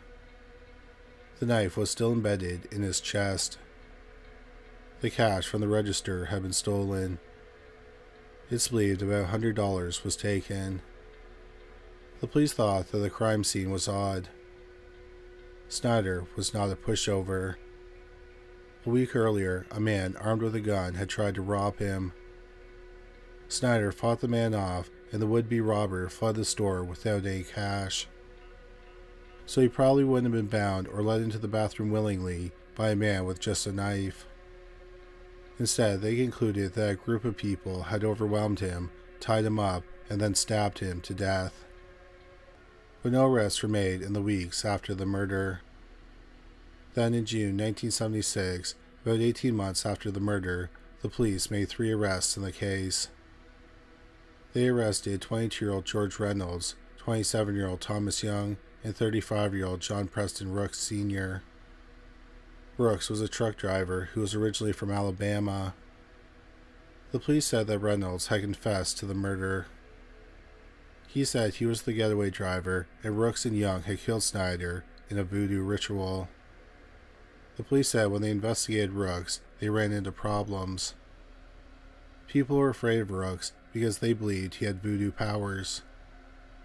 He was known in the area as Black Jesus or Blue Jesus. After Rooks was arrested, his wife was adamant he had nothing to do with the murder and that he was not involved in voodoo. She claimed she didn't even know what voodoo was and had to look it up in the dictionary.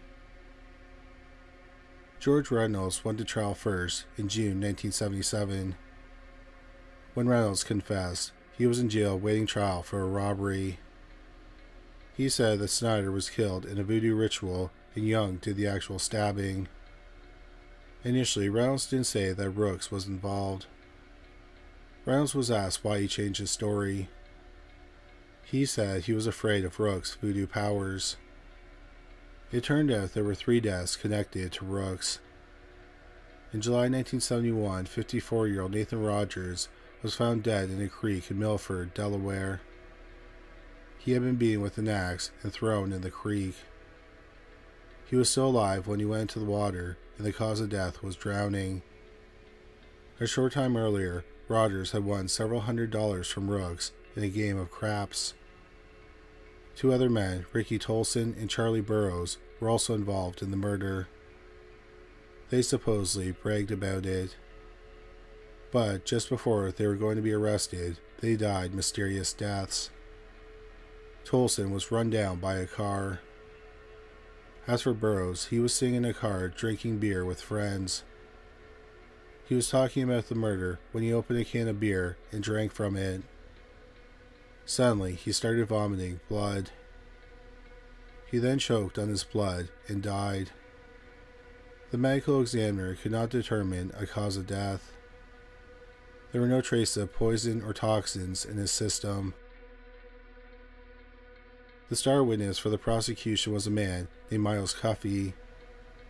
He testified that he heard Reynolds and Thomas Young talk about the murder of Frank Snyder.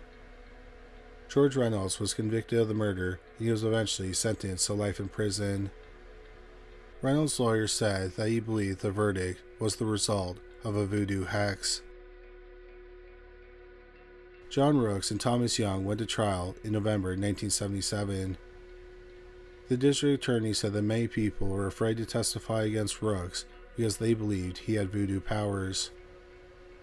After the trial started, there were 4 days of closed hearings about evidence and statements against Rooks. The prosecution argued that the jury should hear all the statements and see all the evidence, but the defense wanted to make it inadmissible. The judge sided with the defense. The nature of the statements and the evidence have never been made public. After the 4 days of closed hearings, the prosecution asked to have the charges dismissed so they could be refiled at a later date. But Rooks' lawyer argued it was too late to dismiss the charges because the jury had already been chosen. The judge agreed with the defense, and Rooks was acquitted of all charges. Many people believe that this was more evidence of Rooks' voodoo powers. Thomas Young remained on trial. Once again, Miles Cuffey testified he had heard Young brag about the murder. However, Barbara claimed at the time of the murder, Young was with him at his shop. Young was found guilty of murder and he was sentenced to life in prison. Young's lawyers appealed the sentence. Young's lawyer discovered that Miles Cuffey had lied to get a $2,000 reward. As a result, Young's conviction was overturned in 1982. In November 1982, Young agreed to a plea deal. He pleaded guilty to manslaughter and he was sentenced to 5 years, so he was released on time served. Young was hesitant to take the deal because he maintained he was innocent, but he wanted to stay out of prison, so he took the deal. Reynolds also appealed his sentence and claimed he was coerced into confessing. When he confessed, he was awaiting trial for robbery. The police thought he knew something about Frank Snyder's murder. They said if he told them what happened, they would drop the robbery charges and give him the $2,000 reward. So he made up the story about Rooks and Young killing Snyder. In 1996, after Reynolds had spent 20 years in prison, a judge ruled that his trial was fatally flawed and overturned his convictions. Reynolds was released in July 1996. Some people believe that the whole situation, including the wrongful convictions, was the result of John Preston Rooks' voodoo powers. The authorities said that after Rooks, aka Black Jesus or Blue Jesus, was acquitted, he vanished and they lost track of him. Whatever happened to him, he has stayed out of the news. If he's still alive at the time of this video, he would be about 84 years old. Number 3. Sheila Wentworth and Doris Jean Hall. November 17, 2002 was a cold, clear, and dry day in northern Alabama. 54-year-old Billy Joe Hall and his 52-year-old wife, Doris Jean Hall, lived in Montebello, Alabama. That afternoon, they loaded their granddaughter, 8-year-old Amber Jackson, into their Jeep Grand Cherokee. They planned on visiting Doris's sister, who lived 20 miles southwest in Centerville, Alabama. They took Alabama State Route 25, a 2-lane highway, to get there. The highway has some curves, but is not considered a dangerous road. Around 4 p.m., their Jeep Grand Cherokee collided head-on with another Jeep Grand Cherokee. Both vehicles were traveling at about 60 miles per hour. 54-year-old Billy Joe Hall and 52-year-old Doris Jean Hall were both killed. 8-year-old Amber was injured, but not critically. The driver of the other car, 45-year-old Sheila Wentworth, was also killed. She had one passenger in her vehicle, her 12-year-old nephew, Frankie Whaley. Like Amber, Frankie was injured, but not critically. When the police went to notify the next of kin, they made a shocking discovery. Doris and Sheila were sisters. They had 8 other siblings, and Frankie was the child of one of the other siblings. Doris and Billy Joe didn't tell Sheila they were going to visit her. They just planned to pop in. Sheila had the same idea, and she was driving to visit them. The police investigated the crash and determined that one of the drivers crossed the median, but they don't know who. They also don't know why they would have crossed the center line. Road conditions were good, and it wasn't in a particularly curvy area of the road.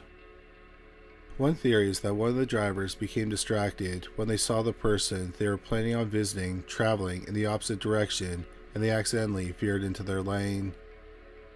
However, we'll probably never know what happened when the 2 sisters in Jeep Grand Cherokees were killed when their cars collided as they were on their way to see each other. Number 2. Marta Pena, Edith Sola, and an unidentified man.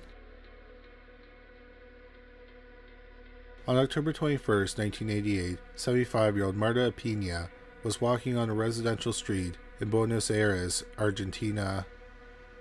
Suddenly, a poodle named Kashi fell 13 stories from an apartment balcony and landed on her head. Both Pena and Kashi were killed. The gory tragedy attracted a lot of spectators. On the edge of the crowd was 46-year-old Edith Sola. She was trying to see what happened while standing on the road. Unfortunately, she was not paying attention to traffic, and she was run over by a bus and died at the scene. A man who was not identified witnessed both horrifying accidents. He was so shocked he had a heart attack. As he was being driven to the hospital, he died. By falling off the balcony, Kashi the poodle killed 3 people. The police talked to the Montoya family who owned Kashi. The balcony had a 5-foot barrier, so the police are unsure how the dog fell off the balcony. They thought he might have been thrown off the balcony. If that was the case, then it would be murder.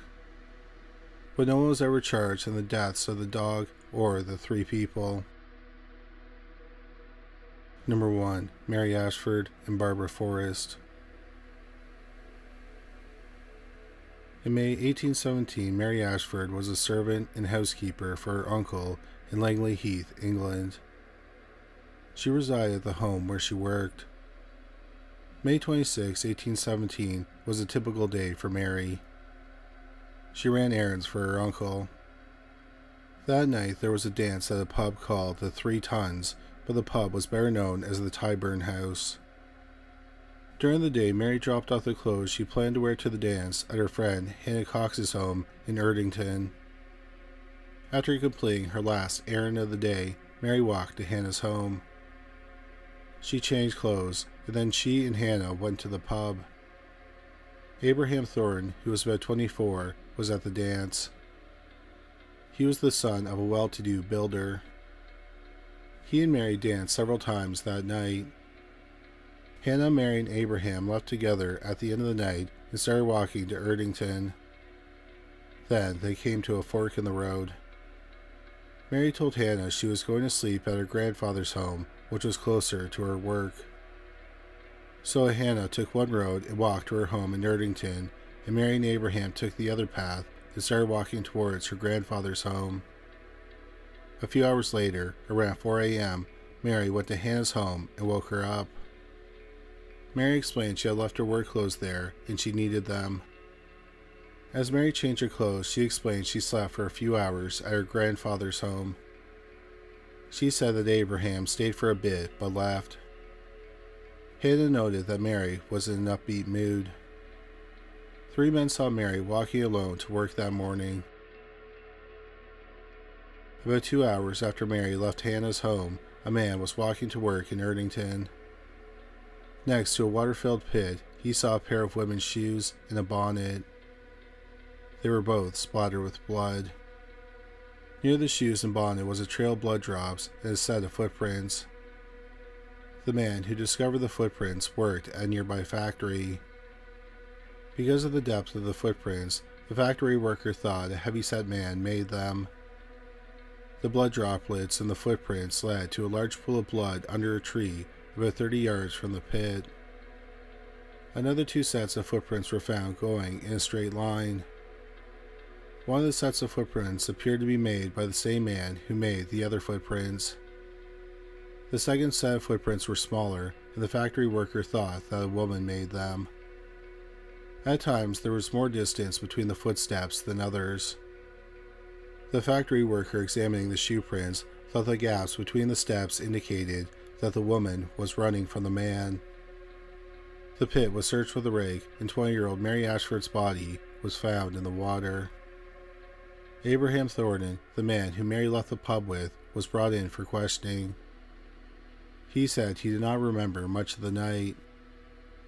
He said that he and Mary talked in a field next to the road after breaking off from Hannah.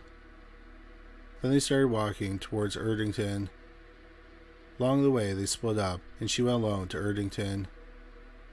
He waited for her in a field until about 4 a.m., but then he decided to go home. Abraham was then strip-searched. Some blood was found on his shirt. He then said that he and Mary had consensual sex, but he had nothing to do with her murder. The factory worker compared Abraham's shoes to the footprints of the scene. He said that Abraham's shoes matched the shoe prints of the man.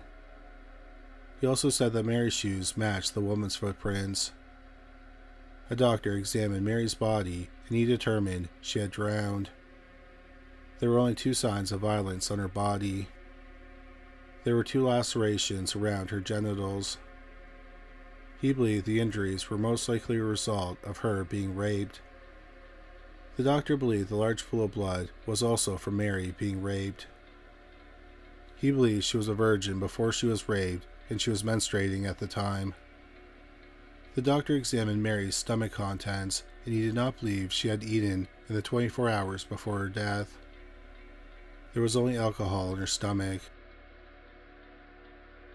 Abraham Thornton's trial started on August 8, 1817. There were three main pieces of evidence against him. The first was the blood on his clothes. The second was that his shoes matched shoe prints left at the crime scene. The third is that he confessed to having sex with Mary, even though it was believed she was a virgin before she was raped. The prosecution alleged that Abraham was angry that Mary had spurned his sexual advances. The prosecution said that Abraham knew where she was going that morning, so he laid in wait and attacked her. Since there was no food in Mary's stomach, it's thought that she may have fainted before or during the rape. The alcohol may have also contributed to her fainting.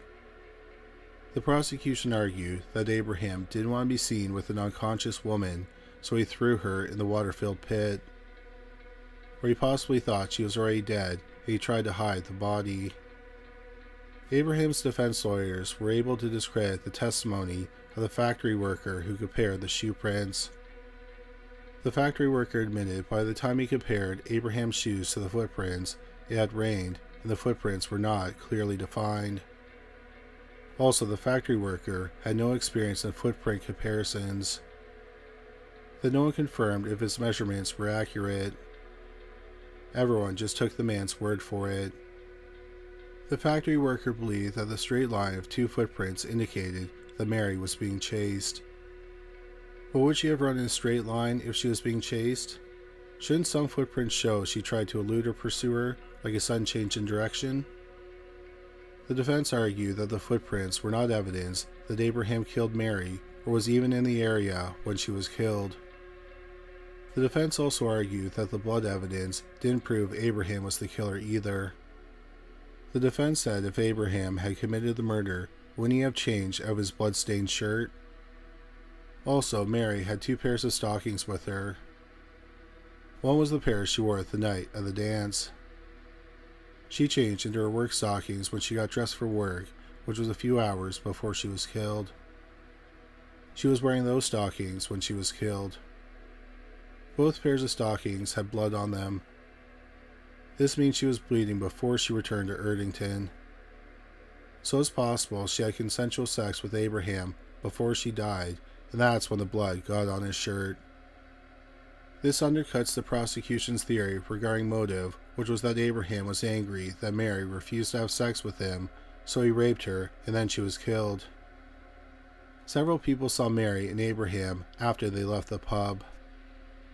This includes a man who saw them in the field where Abraham said he and Mary had talked.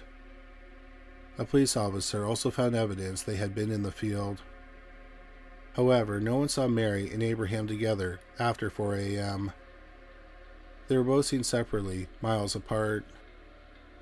3 people saw Abraham walking towards his home, around the same time Mary was seen miles away in Erdington.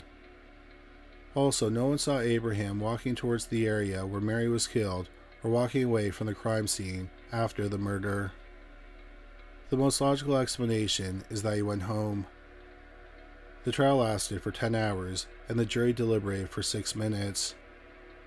Abraham Thornton was found not guilty. Many people were upset with the verdict. This included Mary's brother, William Ashford. William appealed and wanted the right to trial by battle. A trial by battle was a medieval way of settling accusations. The accuser and accused, or parties on their behalf, physically battled, and the victor was considered right. It had not been abolished in England, so William won the appeal. But William ultimately declined to fight Abraham. So Abraham was a free man. Mary Ashford's murder went unsolved. Fast forward 157 years to May 26, 1974. That night, 20-year-old Barbara Foster went to some pubs with her boyfriend. They drank and danced. Barbara was a child care officer at a children's residential home in Erdington. She lived in the residential home's staff dormitory. On May 27th at 1 a.m., Barbara was last seen by her boyfriend at a bus stop, waiting for her bus. Tragically, she never made it home and was reported missing. Just over a week later, 20-year-old Barbara Forrest's body was found in a ditch about 500 yards from her home. She had been raped and strangled to death. Barbara's boyfriend was questioned and cleared as a suspect. He told the last person he saw talking to her was a middle-aged man at the bus stop. One person they questioned was 38-year-old Michael Ian Thornton, the assistant head of the residential home where Barbara worked and lived. Michael was asked what he was doing the night of the murder. He claimed he was over 125 miles away visiting his mother. The police investigated his alibi, and his mother confirmed he had visited her.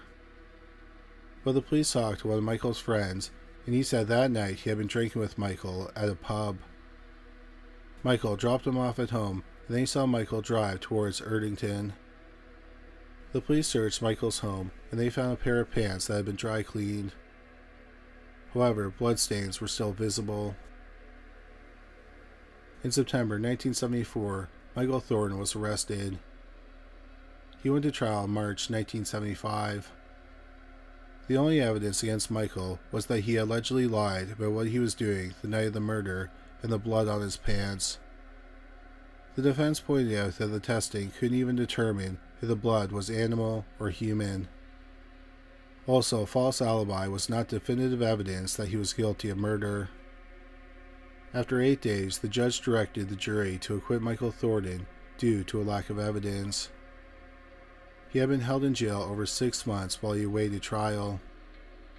When he was acquitted, he was released. No one has ever been charged with Barbara Forrest's murder, and the case is unsolved. People have noted eerie similarities between the murders of Mary Ashford and Barbara Forrest.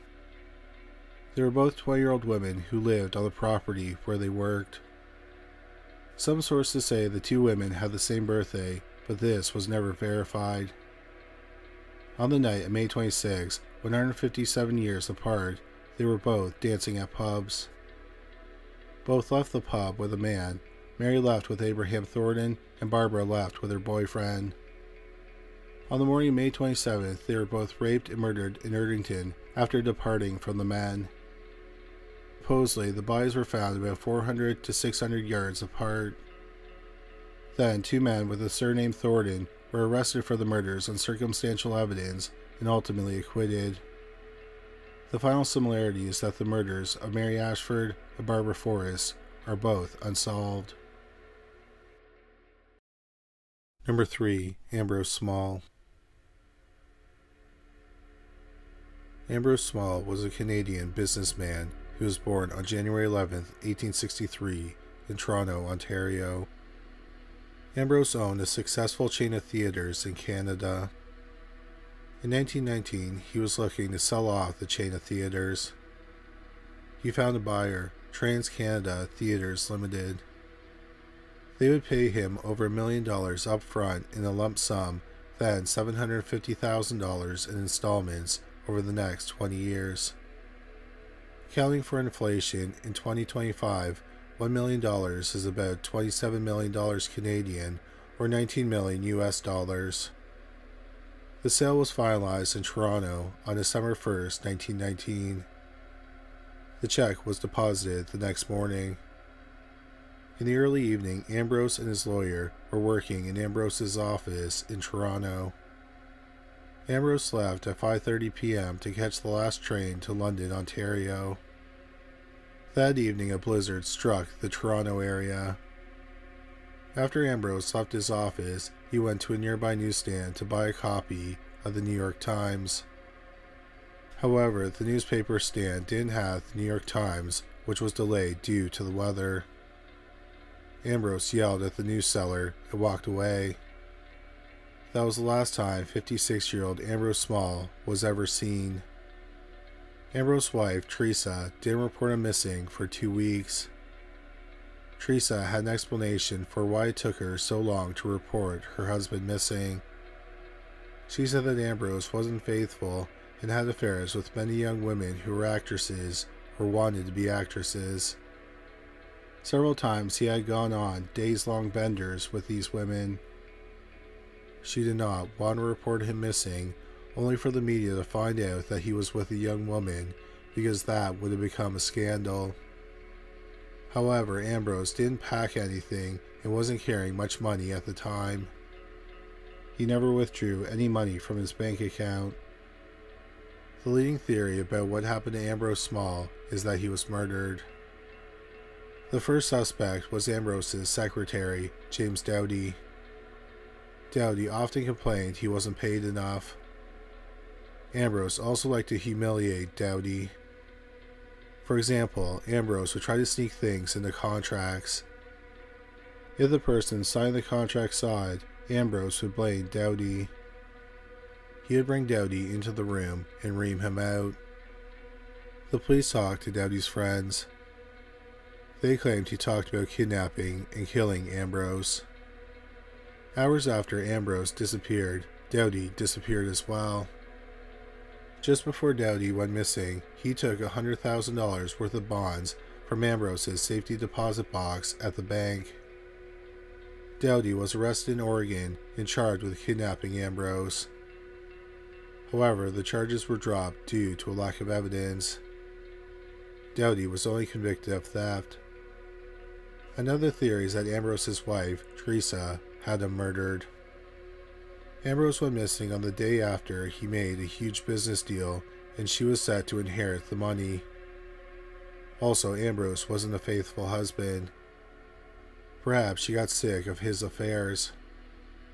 But if Teresa arranged the murder, it probably would have been better to have him killed so that the body was found. If there were any doubts about if he was really dead, it would have been harder for her to inherit the money and put in claims for any life insurance he may have had. In fact, Ambrose wasn't declared dead for another 4 years. Also, Teresa came for money and expected to get an inheritance. She also understood that Ambrose married her for her money, and she was aware of her husband's extramarital affairs. Ambrose Small has never been found, and no one has ever been convicted in connection with his disappearance. Supposedly, Ambrose haunts one of the theaters he used to own, the Grand Theatre in London, Ontario. London is a city between Toronto and Detroit, Michigan. Ambrose had the theater constructed and it opened in September 1901. According to many sources, the Grand Theatre was his favorite theater. The theater, which is situated in the city's downtown core, remains operational today. Many people have reported ghostly experiences in the building. A security guard at the Grand Theatre said he saw Ambrose in the theater on the night he went missing. But there's no way Ambrose could have been there. Toronto, where Ambrose was last seen, is 121 miles from London, where the Grand Theatre is located. There was a blizzard that night, so it's incredibly unlikely that Ambrose drove to London. Also, Ambrose's lawyer, one of the last people to see him, took the last train to London, and Ambrose wasn't on the train. Some believe that when Ambrose was murdered, his spirit rushed to the Grand Theatre. In May 1927, an actress saw Ambrose's ghost after a show. He beckoned her to follow him, but when she approached, he vanished into thin air. In July 1956, an actress saw a man in the back staircase who looked translucent. Then he just vanished.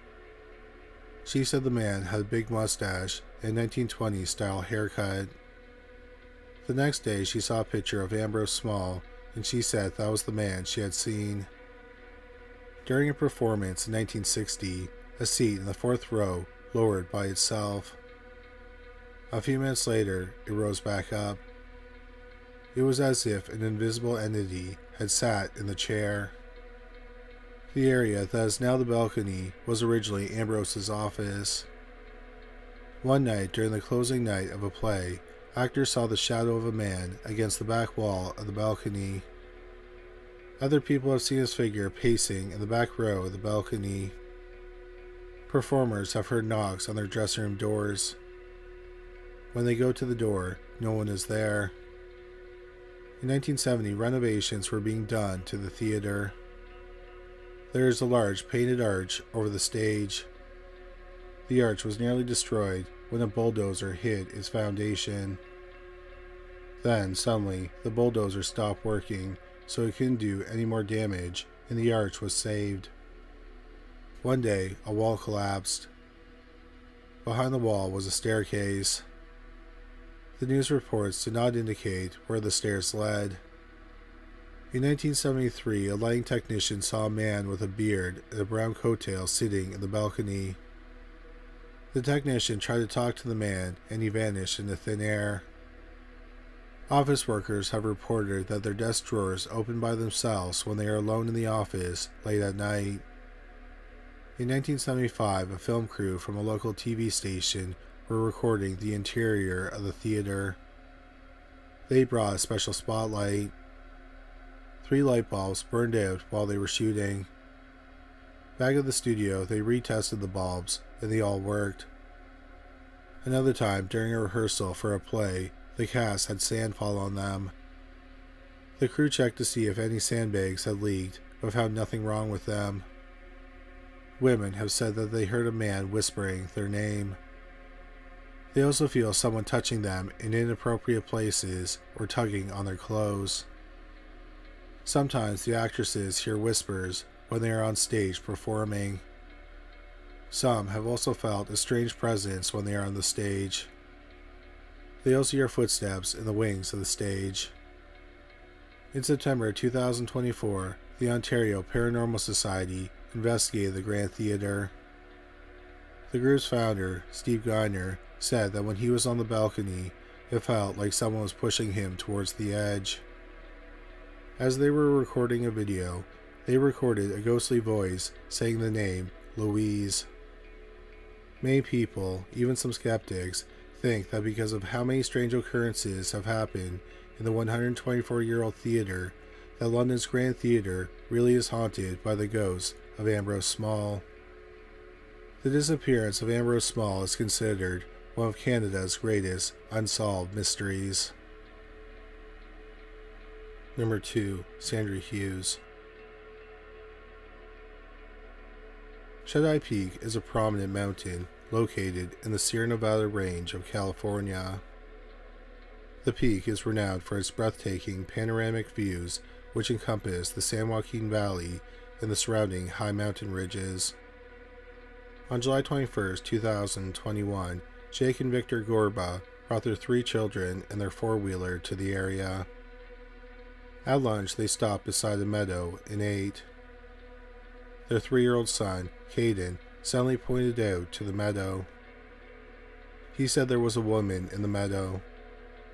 Somehow she was face down, but her legs were straight up in the air.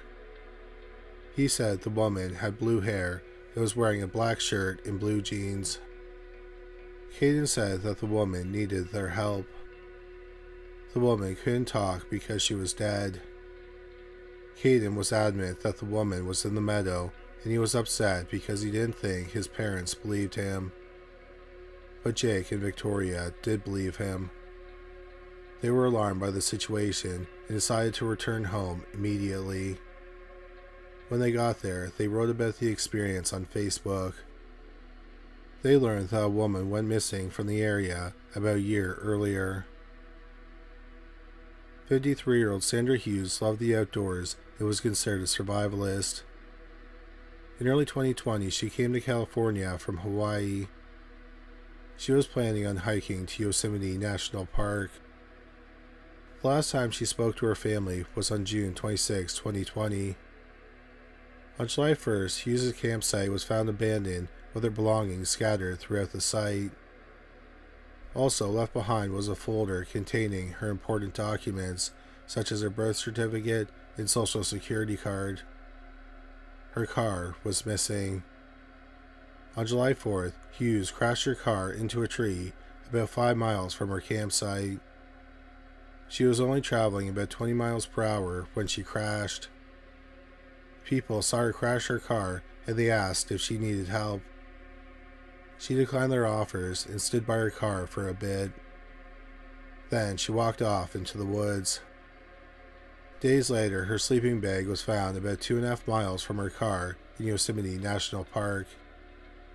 That was the last trace of Sandra Hughes that was ever found. She was last seen wearing a black shirt and blue jeans.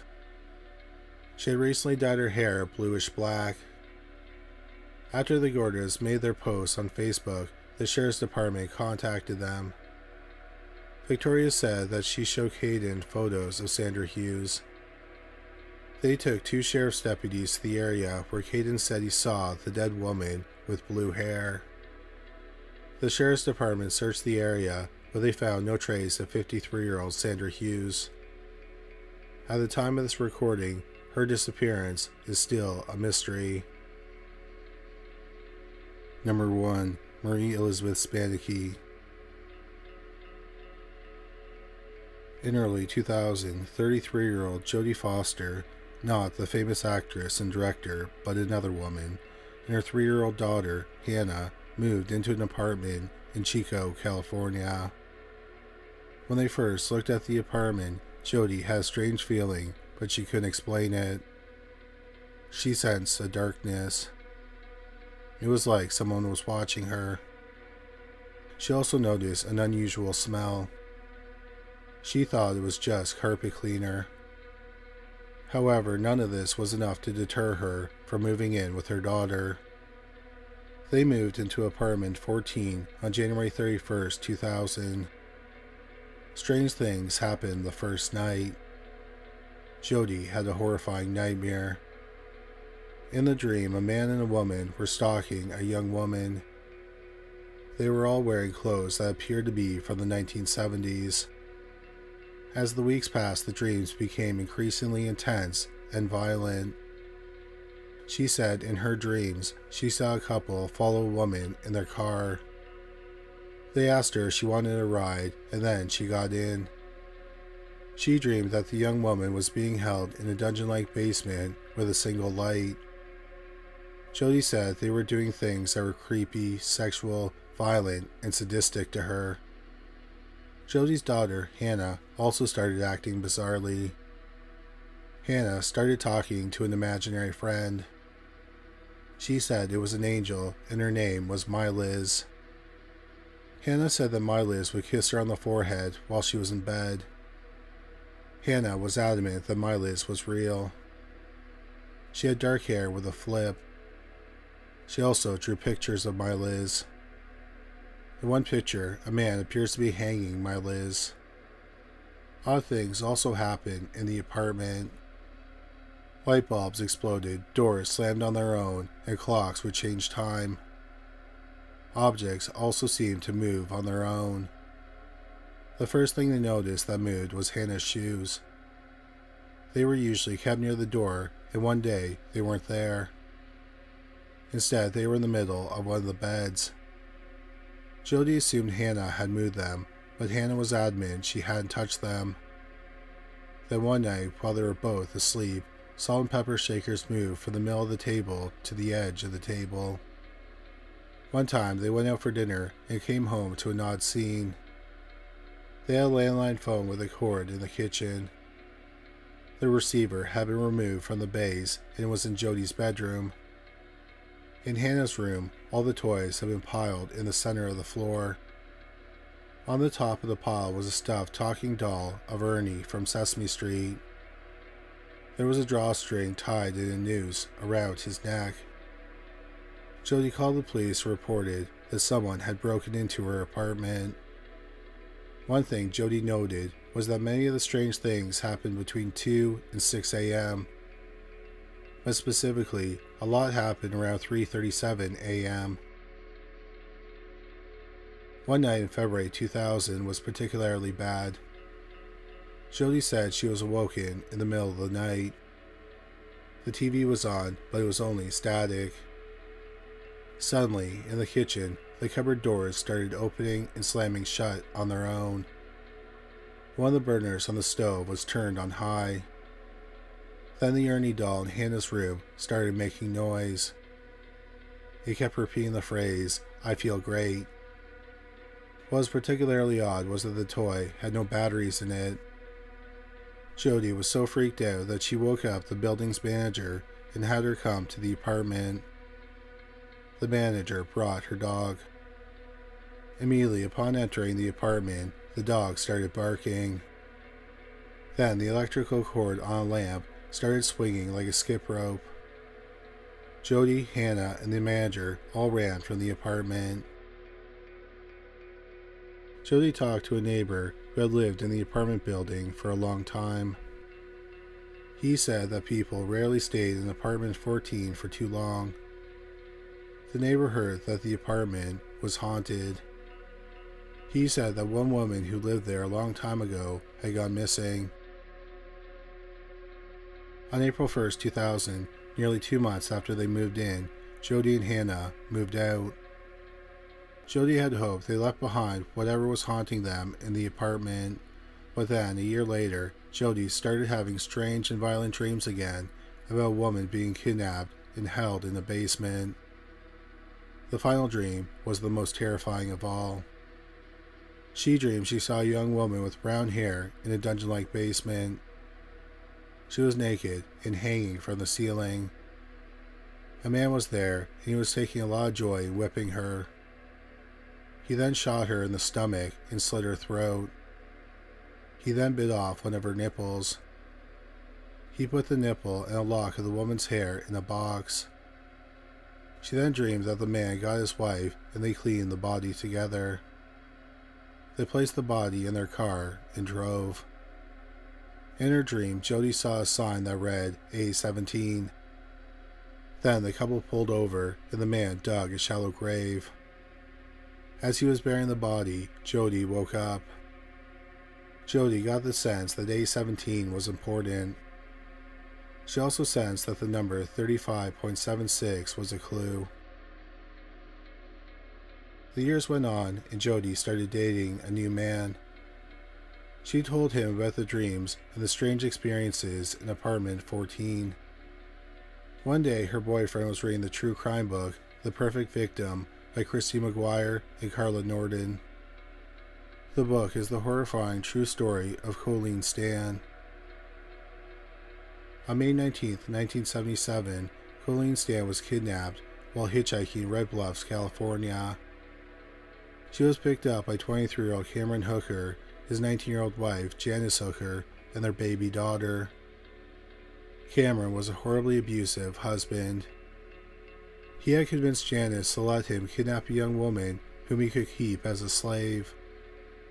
After luring Colleen into the car, Cameron forced her to put a wood cube that was about 1 cubic foot big on her head. The box was made from wood and styrofoam. There was a hole cut in the bottom. There were hinges on it so it could be opened and then locked shut on her head. There were also straps on the box, including one that kept her mouth shut. Inside the box it was pitch black, and the only thing Colleen could hear was her own breathing. For a week she endured a lot of torture in the basement of their home and had to wear the head box most of the time. She was then held in a coffin-like box for 7 months. She did not have to wear the box in the coffin. She was allowed out for about an hour every day. During that time, she was tortured. Every day she was fed twice and allowed to use the bedpan once. After 7 months, she was transferred to another coffin-like box under the hooker's bed. Cameron would take her out of the box when he wanted her to do chores or when he wanted to rape and torture her. But usually Colleen stayed in the coffin for 23 hours a day. However, she was allowed to keep her bedpan in the coffin. Cameron eventually managed to brainwash her. He convinced her that there was a secret and powerful society known as the Company. They would torture and murder her family if she escaped or said anything to anyone about her captivity. Colleen believed him. So Cameron let her leave the home and even took her for an unsupervised visit with her family. Then, in August 1984, Janice told Colleen that Cameron was not a member of the Company. Colleen then called her father and he wired her some money. Janice dropped her off at the bus station. When Colleen reunited with her parents, she told them about her kidnapping and captivity. However, she made a deal with Janice.